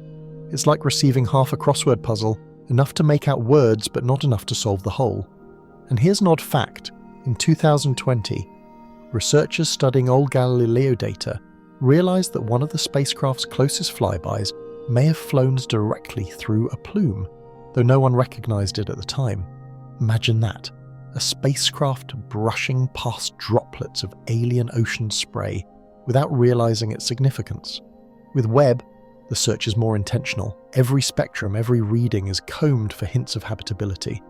From your dreamlike perspective, you hover above Europa and let yourself imagine diving into the ocean. At first, darkness, then faint glows from hydrothermal vents, releasing heat and minerals into the water. Strange microbes cluster there, perhaps building mats like the ones found around Earth's vents. Maybe larger life forms too, drifting in the blackness, jelly-like creatures, translucent and slow. You know it's only speculation, but the picture is irresistible. It's the kind of vision that keeps missions planned, budgets written, and scientists arguing in conference rooms. You glance again at Jupiter itself looming above the moons. Ironically, the giant planet that makes habitability possible with its tidal forces also makes it dangerous, bathing Europa in radiation and squeezing Io until it erupts. It's a paradox, nurture and destruction bound together. You think of it as a cosmic parent, harsh, demanding, but still providing what's needed for survival. Without Jupiter's pull, those subsurface oceans might have frozen eons ago. With it, they persist, churning in eternal darkness. Historians still argue whether the idea of life on Europa, popularized in the late 20th century, was more science or science fiction. Some credit Arthur C. Clarke's novel 2010 for inspiring the fascination, while others insist the data itself was compelling enough. Either way, Europa has become shorthand for habitability, a cultural icon as much as a scientific target. Webb's observations keep that icon glowing, not by proving life exists, but by refusing to rule it out. And of course, your playful mind can't resist a joke. If microbes do live in Europa's ocean, they must be furious at all the attention. Imagine being a single-celled organism just trying to exist, only to have telescopes, a spacecraft, and entire civilizations obsessing over your existence. You picture a tiny European microbe sighing, "Can't a cell get some privacy?" But in seriousness, the stakes are high. If life exists on Europa or Ganymede, it would change everything we know about biology. It would mean life is not unique to Earth, not a cosmic accident, but a natural outcome of chemistry given the right conditions. That idea, that we are not alone, rests partly on Webb's careful readings of faint signals, the kind of graffiti you've been tracing across these icy worlds. For now, Webb has not solved the puzzle. It has only sharpened it. But as you drift in thought, gazing at these moons, you feel a quiet certainty. The clues of habitability are there, written in ice and light, waiting for someone bold enough to read them fully. And maybe, just maybe, the story they tell will end with life. You've spent hours peering through Webb's mirrors, letting data whisper its secrets, but now your mind wanders into a softer, stranger thought. What would it actually look like to stand on one of these moons, gazing upward at Jupiter's alien skies? Science can tell you the chemistry, the geology, the physics, but imagination fills in the rest, painting the scene in colours your eyes might see and emotions your body might feel. You picture yourself stepping onto ice or dust or sulfur plains and tilting your head back to see Jupiter looming overhead, a planet so massive it eats half the heavens. Start with Europa. You're standing on a cracked plain of ice, ridges stretching out like frozen highways. The ground beneath your boots is faintly pinkish where salts have stained it. The sky above is black, no atmosphere to scatter sunlight. Stars pierce through with diamond clarity, but the view is dominated by Jupiter. From Europa's surface, Jupiter would appear 25 times larger than Earth's moon looks from home. It fills the sky, striped and glowing, its great red spot glaring like a colossal eye. You imagine shadows sweeping across as Io or Ganymede passes in front, eclipses happening with a frequency Earth's skies could never match. It would feel like standing inside a planetarium, except this one is real. And the projector is a gas giant alive with storms. A mainstream fact tethers your imagination here.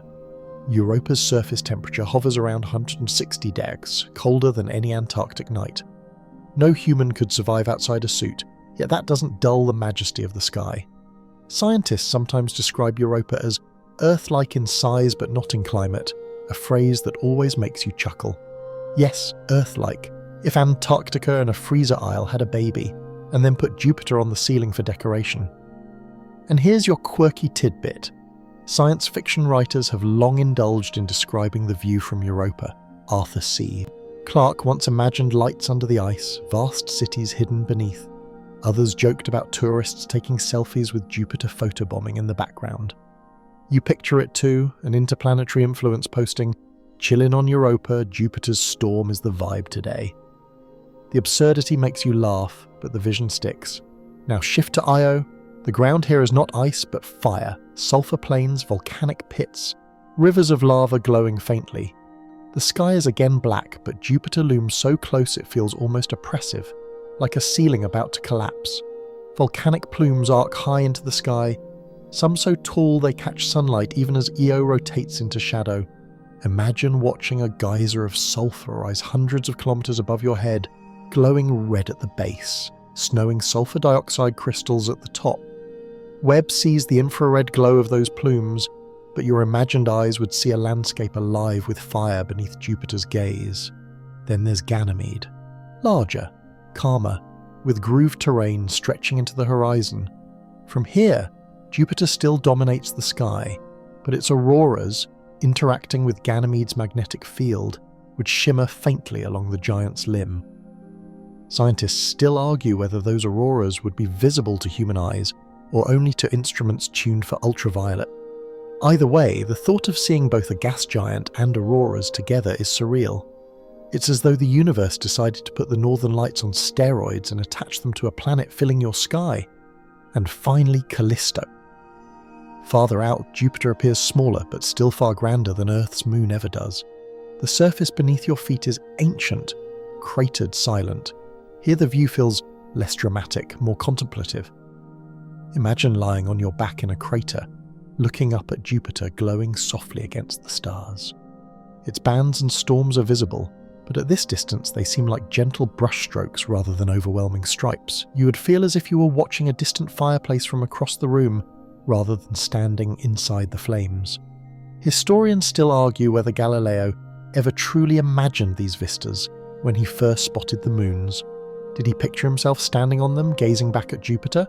Or did he think only of dots of light moving mechanically across the sky? You like to think he indulged in a little fantasy, sketching worlds he'd never visit. If he had Webb's data, he'd probably have stayed up all night, unable to look away. Another odd fact: shadows from the moons often transit across Jupiter's surface, visible even in backyard telescopes. From the surface of the moons themselves, you'd see the reverse.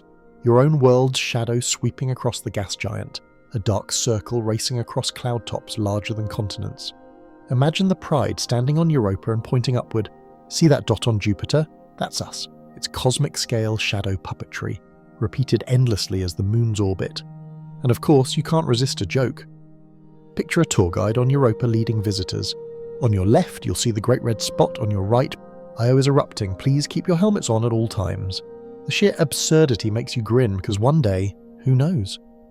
Maybe humanity will stand here, gawking at skies too big for imagination. For now, though, you hover in thought, gazing at these imagined vistas, while Webb quietly collects spectra and maps. The telescope can't give you a tourist's eye view, but it can feed your imagination with every new discovery. And in those visions, Jupiter looming, auroras glowing, shadows sweeping, you find something more than science. You find wonder. You shake yourself free of imagined tourist postcards and turn your focus back toward history, toward the long line of explorers that came before Webb.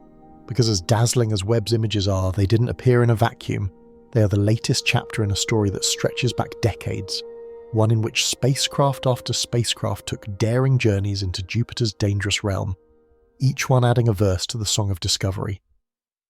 Standing here beside Webb in your imagination, you feel the echoes of Voyager, Galileo, Juno and others humming through the void, like old ghosts nodding approval at what Webb now reveals.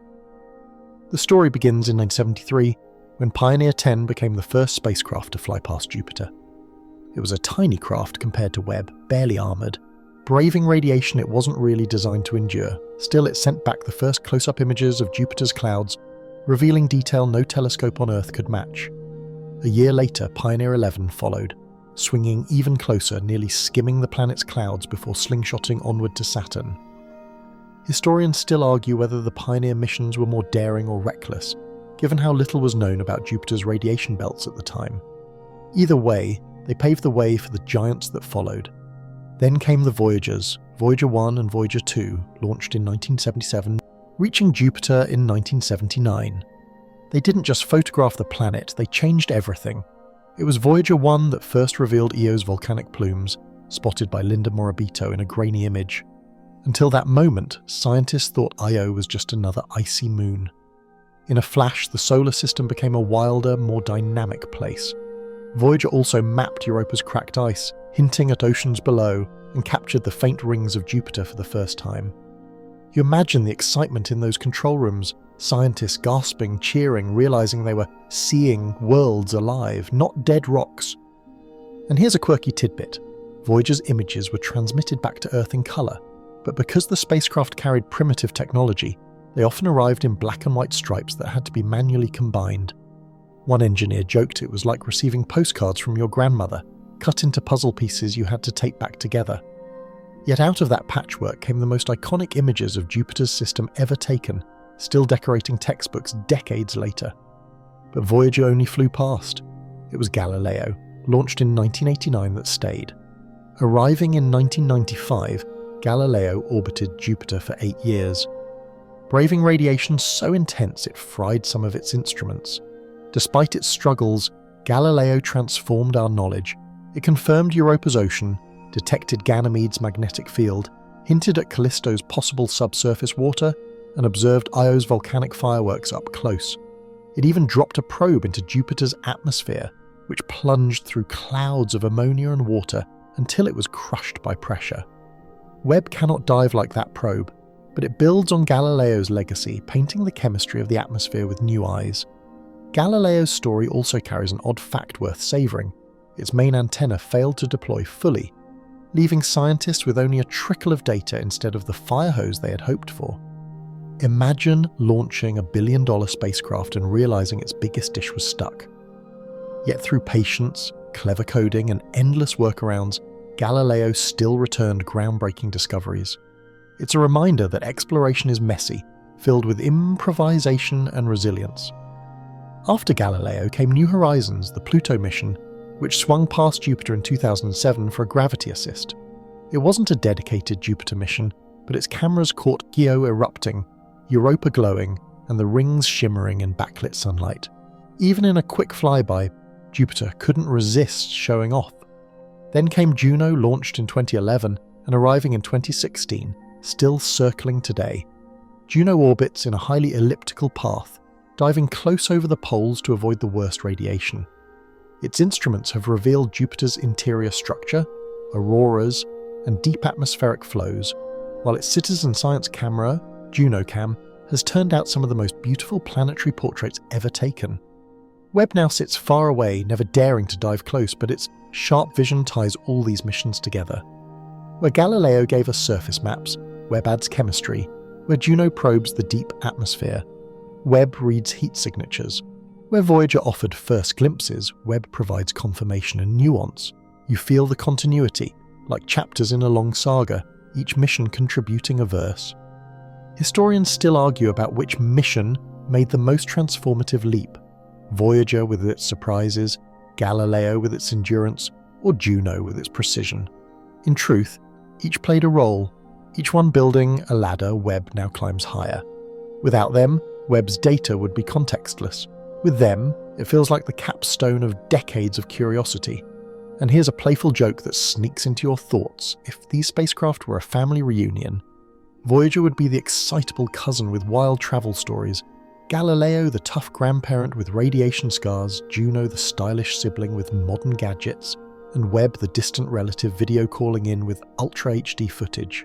All different, all essential, all bound by the same pull of Jupiter's gravity. For now, you drift back and let the echoes fade. Pioneer's daring, Voyager's fireworks, Galileo's endurance, Juno's artistry, they all hum in the background as Webb quietly adds its notes. The giant planet has never lacked attention, but each new set of eyes has revealed something the others missed. And as you float with Webb, you realize you're standing in a chorus of discovery where past voices blend seamlessly with the present. And the song of Jupiter continues. The echoes of past missions still reverberate in your thoughts, but you quickly realize that with each new discovery comes a familiar sound. Scientists arguing, not in anger, not in chaos, but in the lively, passionate way that only comes when mysteries remain unsolved. And Jupiter, with all its moons and storms, offers no shortage of puzzles. Webb's crisp images and spectra don't close the book. They turn the page, sparking debates that light up conference halls and late-night lab sessions. You hover here in imagination, watching the giant planet, but you can almost hear the hum of voices on Earth, scholars debating what it all means. Start with Europa. Webb's detection of carbon dioxide on the surface seemed straightforward at first, a possible sign of oceanic material reaching the ice. Some scientists immediately hailed it as the strongest evidence yet that Europa's hidden ocean interacts with its shell. Others countered with skepticism. Couldn't comets or meteoroids have delivered the carbon dioxide instead? Webb's data is precise, but interpretation is slippery. Historians still argue whether the early reports of water plumes from Hubble were real or just wishful thinking. That same caution echoes here. One group insists Europa's chemistry screams of life's potential. Another urges restraint, warning against leaping too quickly into sensational claims. The debates stretch beyond Europa. Take Io, for instance. Webb has captured its volcanic glow in stunning detail, yet scientists disagree about the structure of its interior. Does Io harbour a global ocean of magma sloshing like a fiery sea beneath its crust? Or are the molten regions more localised pockets of heat scattered randomly? Each model predicts slightly different thermal signatures, and Webb's infrared data only partly settles the matter. You imagine a planetary science session at a conference, half the room pointing to graphs that show evidence of a magma ocean, the other half shaking their heads, declaring the evidence circumstantial at best. Ganymede too fuels disputes. Its magnetic field is unique among moons, but how exactly is it generated? Some argue it comes from a metallic core like Earth's. Others propose the salty oceans themselves contribute by conducting currents. Webb's detections of surface carbon dioxide and auroral emissions suggest complex interactions, but which explanation is right? For now, no consensus emerges. One researcher jokingly calls Ganymede the moon that refuses to pick a side, straddling both geology and oceanography like a stubborn diplomat. Even Callisto, the quiet sibling, is not free from controversy. When Galileo hinted at a buried ocean decades ago, many dismissed the idea, but Webb's detection of patchy surface carbon dioxide revived the debate. Is Callisto really just a dead relic, or does it also hide a secret sea? Scientists argue both ways, their voices animated, their models clashing like rival lawyers presenting evidence in court. You picture Callisto sitting quietly, unimpressed, while humans on Earth bicker endlessly about its hidden depths. And of course, the great red spot stirs its own arguments. Webb shows its depths, its shrinking size, its changing pigments. But what do those changes mean? Some say the storm is dying, fading into history. Others insist it's simply evolving, perhaps even preparing for a resurgence. Historians still argue whether the permanent spot described centuries ago is truly the same storm we see today, or if storms have come and gone in the same place, giving the illusion of permanence. The debates grow almost philosophical. How long must a storm last to be considered the same storm? Here's a quirky tidbit to lighten the scene. At one planetary science meeting, a presenter once showed side-by-side images of Europa's cracks taken decades apart and claimed they had definitely shifted. Another scientist raised a hand and deadpanned, "Or maybe you rotated the image." The room erupted in laughter. That's the flavour of debate. Serious but never without humour, because the cosmos demands both humility and patience. Webb has sharpened more than just data. It has sharpened divisions in interpretation. Some researchers believe the telescope's findings strengthen the case for sending landers to Europa or Ganymede as soon as possible. Others argue for caution, insisting we need to refine orbital missions first. It's the eternal tug-of-war between explorers and planners. Leap now, or measure twice and cut once. And here's an odd fact. Scientists once argued heatedly about whether Europa's surface was made primarily of water ice or some exotic form of frozen sulfur. It seems obvious now, but at the time the debate consumed papers and conferences. Webb's clarity puts some questions to rest. But new ones sprout instantly. That's how science works. Answers beget arguments, which beget better answers. From your dreamlike perch, you imagine sitting at the back of one of these conferences. Graphs flash on the projector, hands wave in the air, voices rise in excitement. No one is angry, everyone is thrilled to be confused. That confusion is where discovery lives. You smile softly, realizing that the debates are not obstacles but fuel, the very reason telescopes like Webb exist. Historians still argue whether the earliest astronomers of Jupiter's moons fought similar interpretive battles, or whether they simply marvelled at the dots without quarrelling. You suspect they did argue, even if in quieter tones. Humans can't resist debating the unknown, and Jupiter gives them more unknowns than they know what to do with. For now, Webb hovers in silence, gathering spectra and light, while the arguments swirl back on Earth. Some see oceans, others see contamination. Some see dying storms, others see evolution. Some call Callisto a relic, others call it a sleeper ocean world. And in the middle of all that noise, you realise this is the music of science. Discordant, yes, but leading always toward harmony. You've heard the careful debates of scientists, the measured tones of conferences, the endless arguments over spectra and chemistry, but when discoveries drift into the public eye, they take on another life entirely. Webb's revelations about Jupiter's moons and storms haven't just fueled scholarship, they've also lit the imaginations of fringe thinkers, dreamers, and conspiracy theorists who look at the same data and spin wildly different stories. Some of these theories are laughable, some oddly poetic, and some, if you squint hard enough, carry a spark of inspiration. As you float in thought near Jupiter, you let yourself wander through this stranger gallery of ideas, half amused, half intrigued. Start with the most persistent one, that Europa's ocean doesn't just host microbes, but entire civilizations. Since the 1970s, science fiction writers and a handful of speculative researchers have imagined vast cities glowing beneath the ice, powered by geothermal vents. Webb's detection of carbon dioxide on Europa's surface sent some enthusiasts into overdrive. See, proof of alien activity, they claim. Of course, scientists respond with patient sighs, pointing out that CO2 doesn't equal cities, but the idea refuses to die.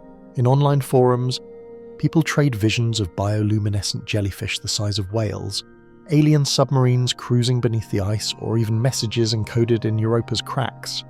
Historians still argue whether Arthur C. Clarke's famous warning in 2010, "All these worlds are yours except Europa. Attempt no landing there," helped seed this fascination. And here's a quirky tidbit. In the early 2000s, a fringe group actually petitioned NASA to declare Europa a protected biosphere, on the grounds that intelligent life might live there. They claimed drilling through the ice would be interplanetary trespassing. While the petition never went anywhere, it speaks to the peculiar reverence Europa inspires. Even without evidence, people feel as if it's already inhabited. Then there's Io. Its constant volcanic eruptions, glowing bright in Webb's infrared images, have sparked their own strange theories. Some claim the eruptions aren't natural at all, but evidence of energy extraction by an advanced alien species. Volcanoes repurposed as cosmic power plants.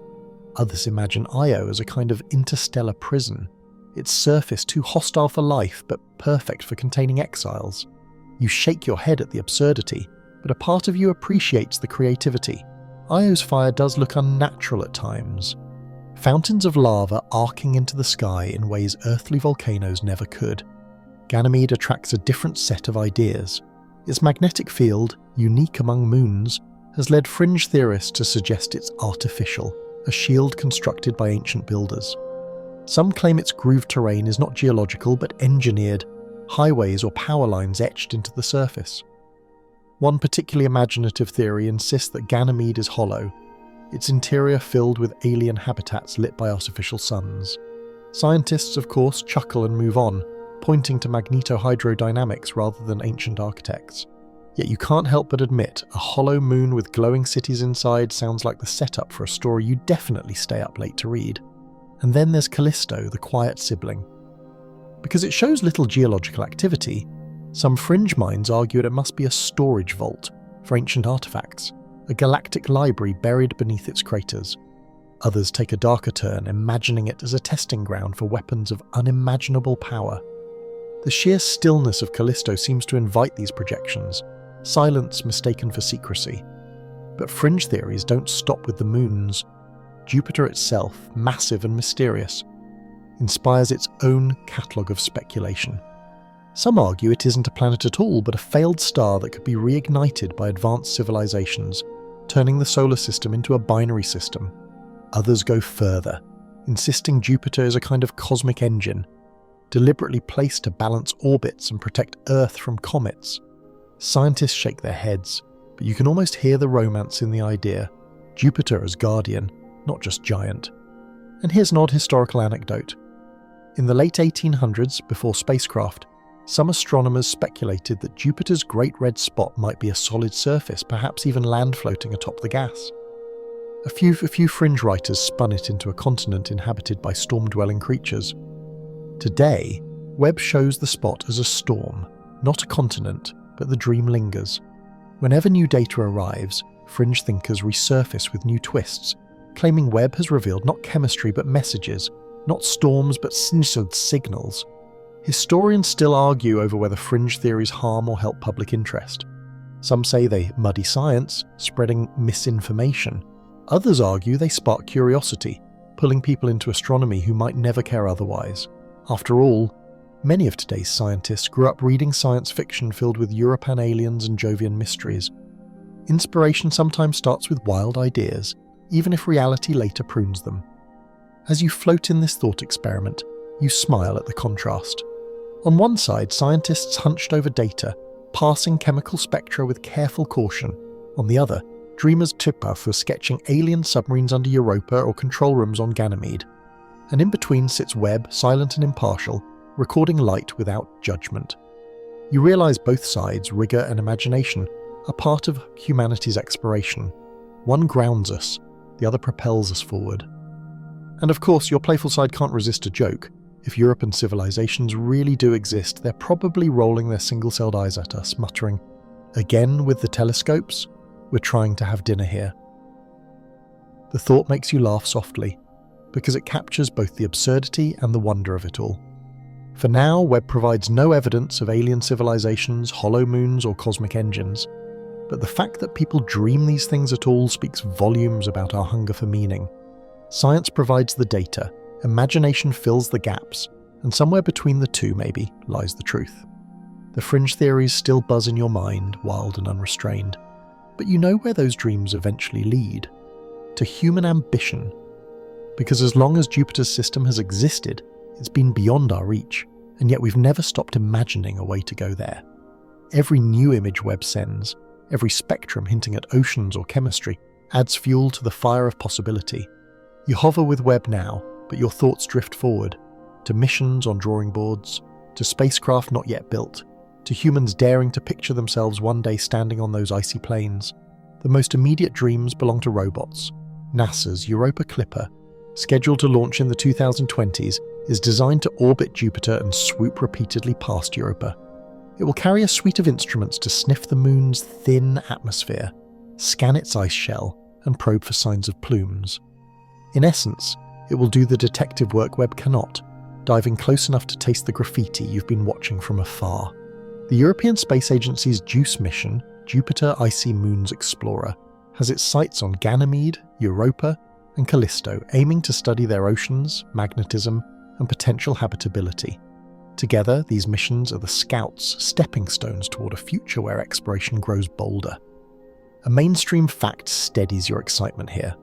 NASA has been considering landers for Europa since at least the 90s. Early concepts included drills to bore into the ice and submarines to dive into the ocean below. None of those have launched yet, but the studies continue, funded in bursts of optimism. Webb's discoveries of surface carbon dioxide have reignited those conversations. Historians still argue whether missions like Europa Clipper exist because of solid evidence or because Europa has become a cultural icon, an irresistible magnet for curiosity. Maybe it's both. And here's a quirky tidbit. In the early 2000s, one proposed concept called the cryobot would have melted its way through Europa's ice shell using nuclear power, trailing a tether back to the surface. Behind it, a hydrobot submarine would slip into the ocean, exploring in darkness. Engineers half joked about giving it headlights like a car do, as if alien seas could be navigated like suburban streets. The idea still floats in mission archives, waiting for the day technology and budgets align. But robotic dreams are only the beginning. Some thinkers, bolder still, imagine human bases on Jupiter's moons. Callisto, with its relatively low radiation, is often mentioned as the safest candidate. NASA studies have even floated the possibility of building a research station there, a kind of outer solar system Antarctica. From such a base, astronauts could control robotic missions to Europa or Ganymede in near real time, avoiding the deadly radiation while still exploring.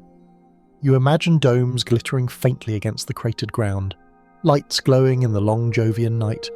Others go further, picturing settlements floating in Jupiter's upper atmosphere, where gravity is Earth-like and views of the cloud bands stretch endlessly.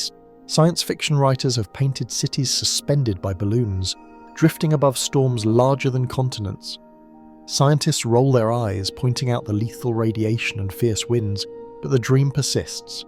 Webb's data showing heat flows and storm depths only add detail to the canvas, even if the idea remains far-fetched. And here's an odd fact to remind you how quickly dreams evolve. In 1964, before Voyager, some engineers speculated that Europa might be covered in soft snow hundreds of meters deep. They worried a lander might sink like a pebble into flour. Decades later, Voyager and Galileo revealed the cracked ice of the... And now Webb shows carbon dioxide etched across its face. What was once a soft snowball is now a world of oceans and possibility. The dreams adapt, reshaping themselves with each new discovery. Scientists still argue, of course, about where exploration should go next. Should we prioritize Europa with its tantalizing chemistry, or Ganymede with its magnetic shield and multiple oceans, or Callisto, the safe staging ground for human bases? Some argue for Io despite its hostility, claiming its volcanism holds secrets about planetary interiors. Webb doesn't answer these questions, just makes them sharper, more urgent. Every new spectrum becomes a seed for a new mission proposal. From your imaginary vantage, you let yourself drift forward in time. You picture a future where robotic submarines swim through Europa's seas, sending back ghostly images of vents glowing in darkness. You picture astronauts gazing up at Jupiter from Callisto, their radios buzzing with updates from orbiters and landers. You even picture spacecraft diving through plumes, tasting droplets of alien oceans as if sipping from straws. The vision feels almost inevitable, as though Webb's quiet work today is laying the runway for tomorrow's boldest journeys. And of course, your playful mind sneaks in a joke. Future tourists might one day book trips to Europa's Ocean World Resort, complete with observation domes and souvenir stands. The brochure would read, "Come for the ice cracks, stay for the plumes." You chuckle at the absurdity, but stranger things have happened. After all, Antarctica was once the most remote, hostile place on Earth, and now cruise ships stop there for photo ops. Historians still argue whether humanity's appetite for exploration is driven by science, survival, or sheer curiosity. Perhaps it's all three, but as you hover here beside Webb, you feel the inevitability of it. The dreams ahead are not just science fiction, they are blueprints, waiting for courage, budgets, and time. For now, Webb remains the pathfinder, sending data that stirs these ambitions. Each spectrum, each image, is a whisper of encouragement. Come closer, there is more to see, and in those whispers, humanity hears not just science but destiny. You've followed Webb's golden eyes across storms, rings, auroras, and moons, drifting from volcanic fire to frozen oceans, from ancient scars to magnetic mysteries. And now, as your journey winds down, you find yourself pulling back, as though stepping away from a vast stage. Jupiter, with all its dramas, doesn't vanish, it simply settles into the background, a monarch still ruling its court of icy and fiery attendants. But for you, the curtain is closing, the lights dimming, the final notes of this cosmic symphony fading into silence. From afar, Jupiter looks serene. No longer do you see the furious belts of wind or the churning storms. They blur into soft bands, painted in creams and browns. The great red spot shrinks into a pale oval, just another feature in the tapestry. The faint rings dissolve into invisibility, and the moons shrink back to glittering points of light. Only when you draw close again will the grandeur return. That's the humbling part. At distance, even the most dramatic worlds seem quiet. A mainstream fact steadies you here. Jupiter is the oldest planet in our solar system, formed more than 4.5 billion years ago. It gathered mass quickly, sweeping up gas and dust, its gravity shaping the architecture of the solar system itself. Without Jupiter, Earth might never have had a stable orbit, or life might have been bombarded into oblivion by asteroids.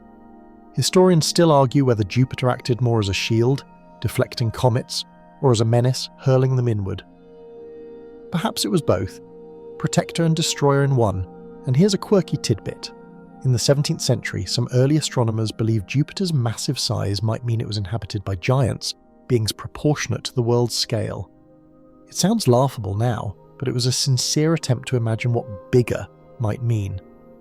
Today, Webb finds no giants, just storms and chemistry, but the imagination lingers. Giants may not walk there, but Jupiter itself remains the largest character in the solar system's story. You drift back farther, watching the moons continue their eternal dance. Io erupts, Europa whispers, Ganymede hums, Callisto remembers. Their rhythms are unchanged by your gaze. Webb has illuminated them, but it has not altered them.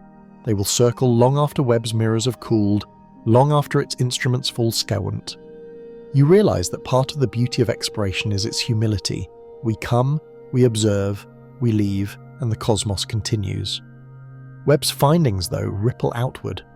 They stir scientists into debates, inspire missions yet to launch, and ignite imaginations with visions of oceans and life. The telescope has not solved the mysteries of habitability or storms or magnetic fields, but it has made them clearer, sharper, more urgent, and it has written in bolder ink on the margins of questions we've been asking for centuries. And in doing so, it has ensured that Jupiter and its moons will never again be overlooked as simple points of light.